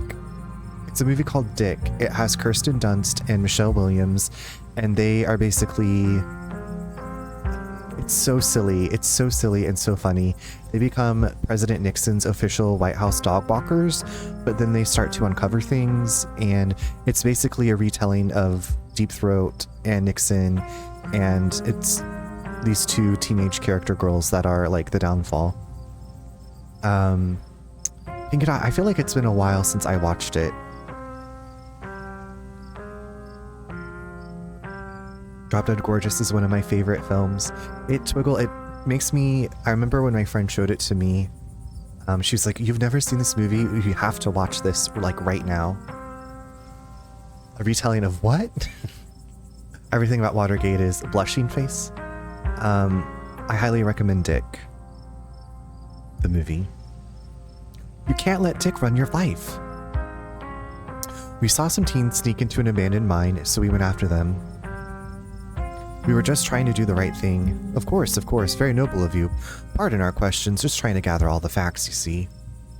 Just being thorough, our duty as officers of the law. Well, if there's nothing more you can tell us, I suppose we'll let you go on about your evening, but we may be in touch. Have a good one. Deputy Derrickson tips his hat to you. The two officers wander back towards the mine, Derrickson taking notes as they examine the scene. You make your way towards Stella and Kanika. I just can't believe it. I left them behind in there to get help. Is it my fault, Neeks? Stella, no, you did your best. It's not your fault. Oh, hey, guess the cops are done with you? What, are they going to take you in for being present at an accident? Sorry if they gave you a hard time. Small town cops, you know. Always blame everything on drifters, even acts of God, I guess. Excellent, you didn't get arrested. Now, come on, let's get back to the estate. I'd like to get some rest before I have to deal with the fallout of everything that happened tonight. I'll see you tomorrow, okay, Charles? Please stop trying to get my cousin killed, Stella. Come on, let's go. Tabitha starts walking to her car, pulling you by your arm. Are you kidnapping me? I'll text you when we're back.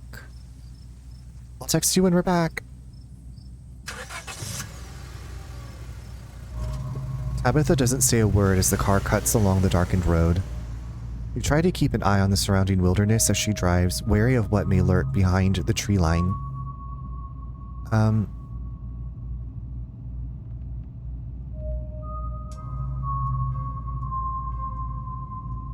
Sorry about today.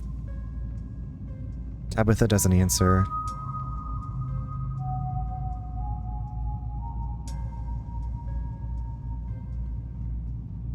How are you holding up? Poorly, but I'd really rather we didn't get into it. Why do you treat Stella like that? Didn't you two used to be friends? It was a different time in my life. I just wish she'd get that we're not in high school anymore. I'm a different person than whoever she thinks she knows. Do you think Becca and Alexis are okay? We won't know for days at the earliest. Their parents should have kept tighter reins on them.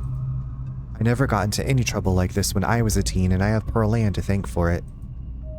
Hated it at the time, but that strictness paid off. Ugh, what am I telling you this for?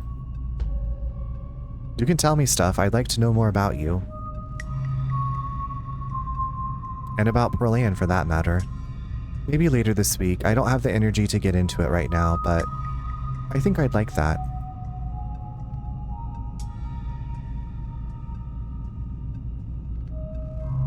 I'm just gonna remain silent.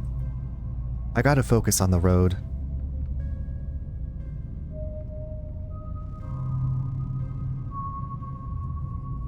You and Kanika really don't seem to get along. She pushes my buttons. Is there some kind of history there, or... No, now quit talking. I need to focus on the road.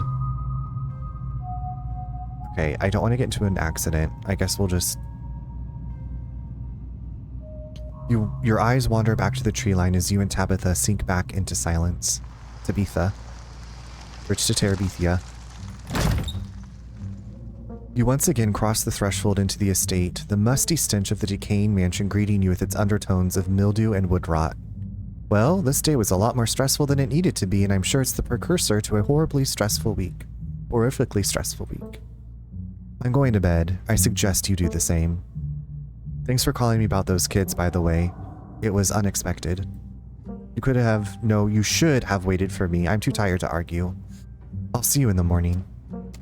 Tabitha turns and makes her way up the stairs, her posture defeated. Turn in. Thank you for the alert, Chris. You head up to your room to turn in.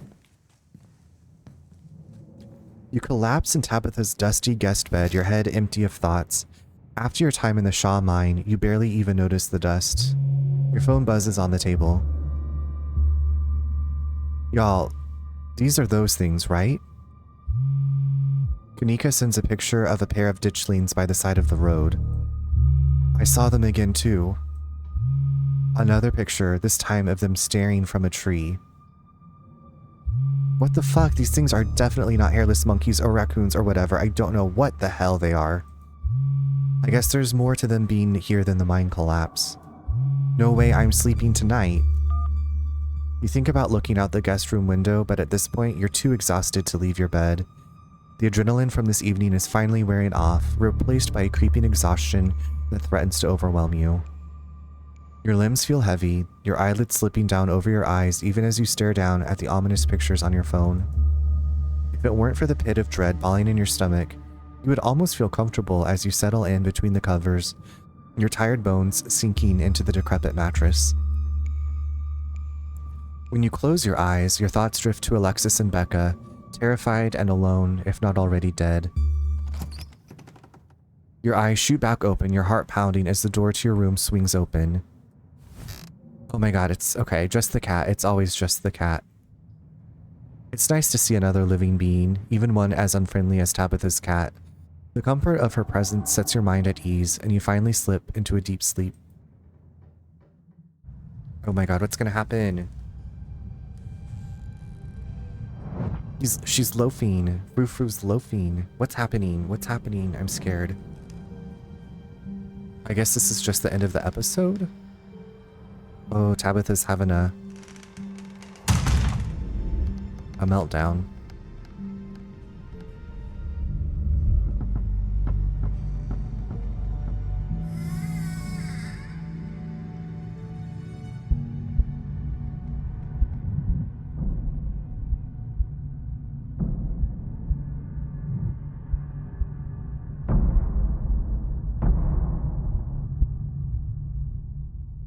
Something in the basement? This is the end of episode 2. Episode 3 awaits. Proceed if you dare. Well, we dare. If you'd like to continue with this world state in episode 3, please save your game now. Let's save. Yes. Yes. We're gonna play for a little bit more, right? Would you like to see a recap before starting episode 3?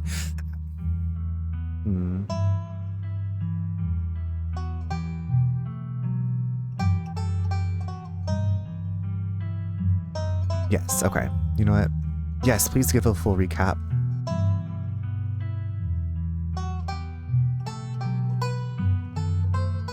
I want to see what the full recap is like. Okay, so on the way to the funeral. Oh, so it's okay. This is so nice that they do this, since there's a lot of story. Then we are at the estate for the first time. Only a few rooms will be safely accessible during your stay. I was like, maybe there's something I'm gonna catch, like from the dialogue or in the background. Floors have been known to give out. Oh yeah, when we met Stella, hold the camera for me while I marinate. Duke, you'll eat those words when I come carrying a mountain lion corpse out of those woods at dawn. And then we got attacked by, oh yeah, the ball sack deer. This is also a great way if you're doing multiple routes. Yes.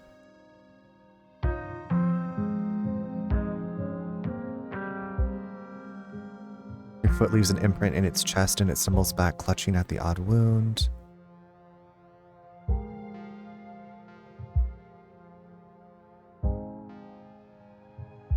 Saved Gretchen. Welcome home. Ditchling, she always said they were a terrible omen, a sign of suffering to come.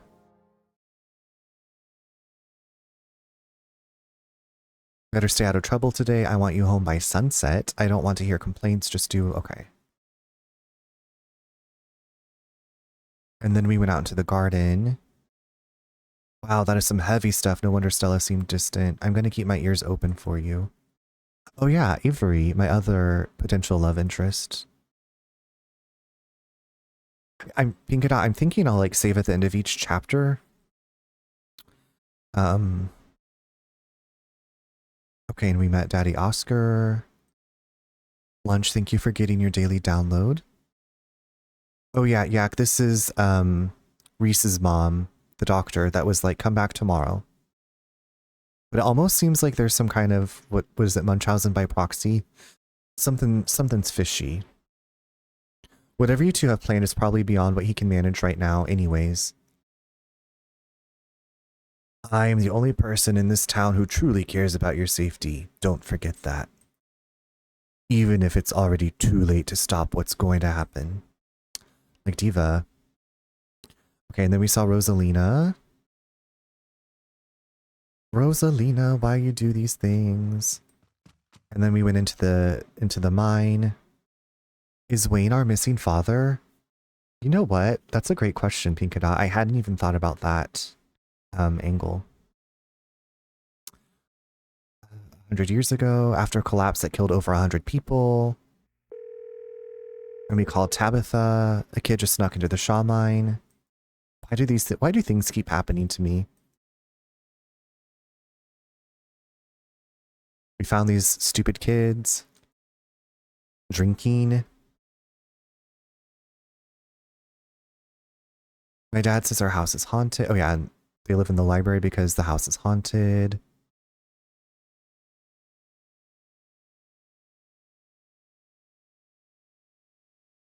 What do you think you're doing? Get away from there. Oh yeah, and then the seal that made us pass out.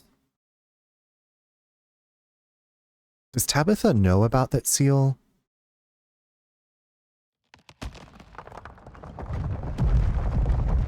Oh my god, is it the Hellmouth? We are gonna have to go full on Buffy up in here. And close the Hellmouth once and for all. Collapsing, okay. When you close your eyes, your thoughts drift to Alexis and Becca, terrified and alone, if not already dead. Let's wake up. Sunshine filters in through the dusty windows of the estate as your eyes flit open. You manage to survive a second night in the town of Scarlet Hollow. As you pull yourself out of bed, you can feel the soot and grime of the Shaw mine still stuck to your skin. Let's take a shower. Yeah, we're good. I hope that we can safely take a shower in this nasty-ass, crusty house. You step into the guest bathroom and into the shower. The water is hot and, surprisingly enough, clean. As steam fills your lungs and soot washes down the drain, you... Powerful, built, and hot. My mind is a blank slate. I think about nothing. Scrub feverishly, trying to scrape the memories from your skin. Think about Sybil's warning that the worst is yet to come. Think about someone special? You think about someone special. Specifically, you think about Avery and their calming presence standing in contrast with Oscar, the shy and handsome town librarian stuck in a haunted house. I'm going to be thinking about Oscar. Oscar, the shy and handsome town librarian stuck in a haunted house. Oh no, I don't... You're done here. You turn off the faucet and dry yourself off. Time to start your day. Let's check on the opossum. Can I... There are 2 of them now. Can I give you guys some food? Wave at them. You wave down at the opossums. They look up at you. Can I pet them? Against your better judgment, you reach out to the opossums, hand outstretched. Oh well, it was worth a shot. Maybe now they'll leave your dresser and return to nature where they belong. Let's look out the window again. You hold your breath and approach the bedroom window.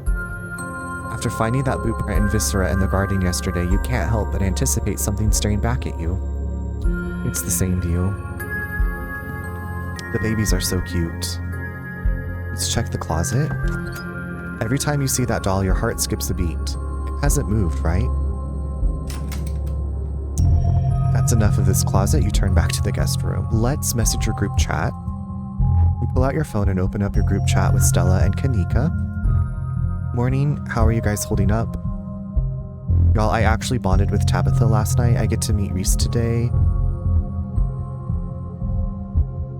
Morning, how are you guys holding up? That'll probably be a bit before you get a response. Text Stella. You pull out your phone to text Stella. Send a photo of a creepy mascot in a grungy basement. Want to hang out before Reese/ghost hunting? Are you holding up? Let's text Kanika as well.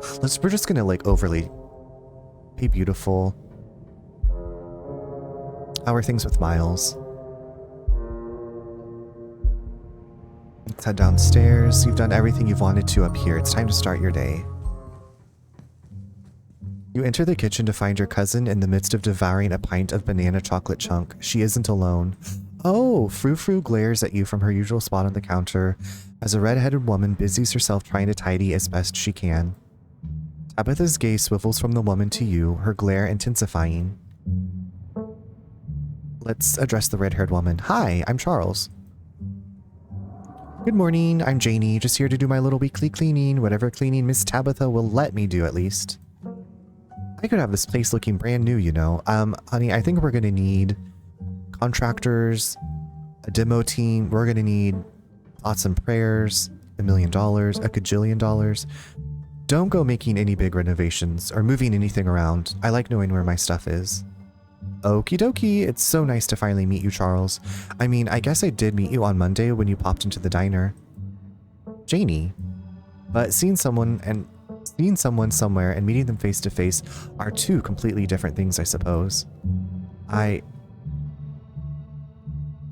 All I'm trying to say is that it's wonderful to finally meet you, and I'm so happy part of the family is here to keep Miss Tabitha company, what with everything that's... Janie. Oh, I'm sorry, Miss Tabitha. Am I being too much again? Tabitha grumbles in acknowledgement. Twiggle, welcome back. Oh, are we having ice cream for breakfast? I'll have no sass from you today. 2 kids were buried in a mine collapse on my property. So I'm under a lot of stress right now in case you hadn't put that together. And there is no we here. This stuff is way too hard to get a hold of for me to share. Tabitha takes one last spoonful of ice cream, then discards the empty container, turning to you with her trademark scowl. Let's get going. I've got an errand to run in town, and every time I've left you here alone, something terrible's wound up happening, so you're coming with me. Tabitha is so real for that. Tabitha needs to get her shit together. Yay, cousin bonding time.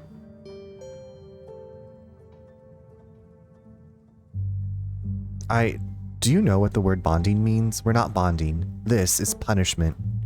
Janie, lock up when you leave, please, and don't go rearranging anything, I'll know. As you ready to leave, Janie approaches from the far side of the kitchen. Tabitha remains between the two of you, impatiently tapping her foot. Oh, Charles, before you go, I heard about what happened last night. I heard about it before Miss Tabitha mentioned it just now, and then I heard it again. I just wanted to say that I'm so sorry you got caught up in that. I'll be praying for those poor kids. I can't imagine how scared they must be. You should get out of town. Thanks. Last night was a lot. If you ever need to talk to anyone, my husband is the local pastor. He's a gentleman and always willing to lend an ear. Is he hot? He's actually been going a little stir-crazy ever since we moved here, what with nobody really attending sermons. It'd probably do him a lot of good to talk you through your worries. Sounds wonderful. Thank you for the offer.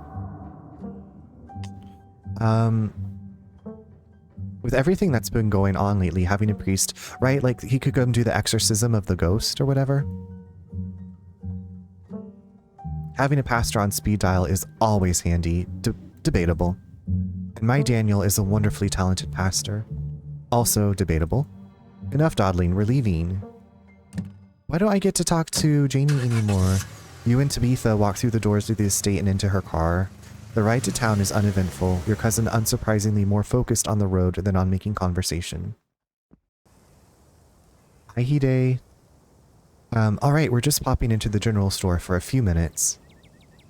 Okay, you know what? I feel like this is a good spot to end. I was like, I know we just started this episode, but we made it to town.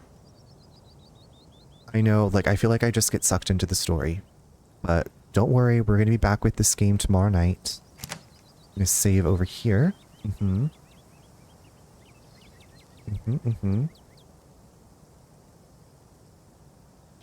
Will you be slaying? I will be slaying. Lunch, we've been trying to slay. Our player build is...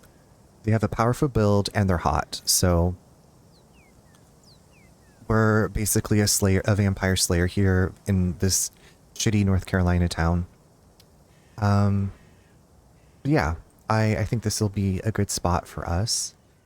And thank you all so much for being here tonight. I appreciate it. Also, a big thank you to Bixie Wixie. Thank you for the raid. And I'm so glad that I didn't have followers only on. Also, Lizzie Duvalley, thank you so much for the raid. Thank you for taking a chance and for listening to Lonnie's direction. Dan This Way, thank you for the raid as well. That was so kind of everybody. Thank you all for the watch streaks, for your presence, for the lurks, for the chats. I've been really enjoying this game, so I hope that you are as well. And like I said, I'll be back tomorrow night around 8:30 p.m. Eastern with some more Scarlet Hollow. And then on Wednesday around 8:30, we'll be doing the HP Lovecraft reading stream. So if you like spooky stories and you like to listen to reading, come on by. Now, let me go see who's on and what they're doing.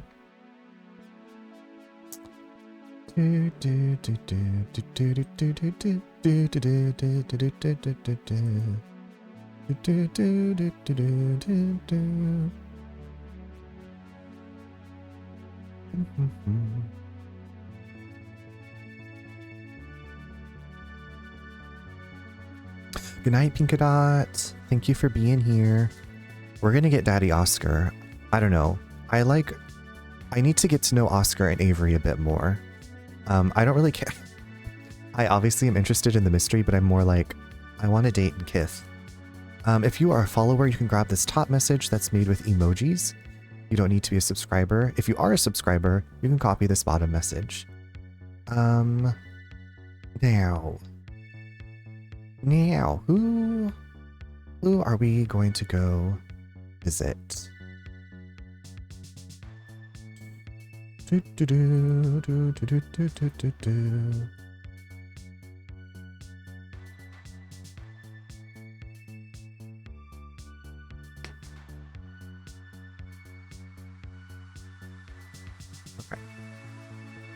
Let me just make sure that they're not ending.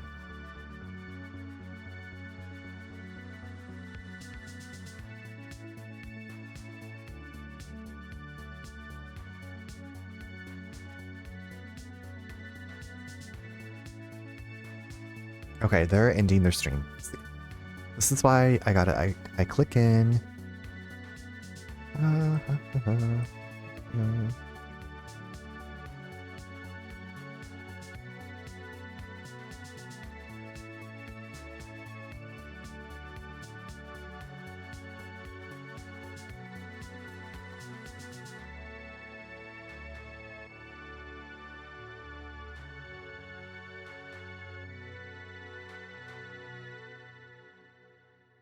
It's been a while since we raided our friend Phoenix, and Phoenix is doing some de-stressing with diamond dot painting, which sounds beautiful, like a nice relaxing way to end after this slightly stressful gameplay. So that's where we're gonna go.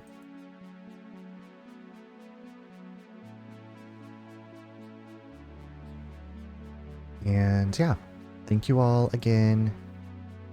Sleep well when you get there. Get this raid moving and grooving.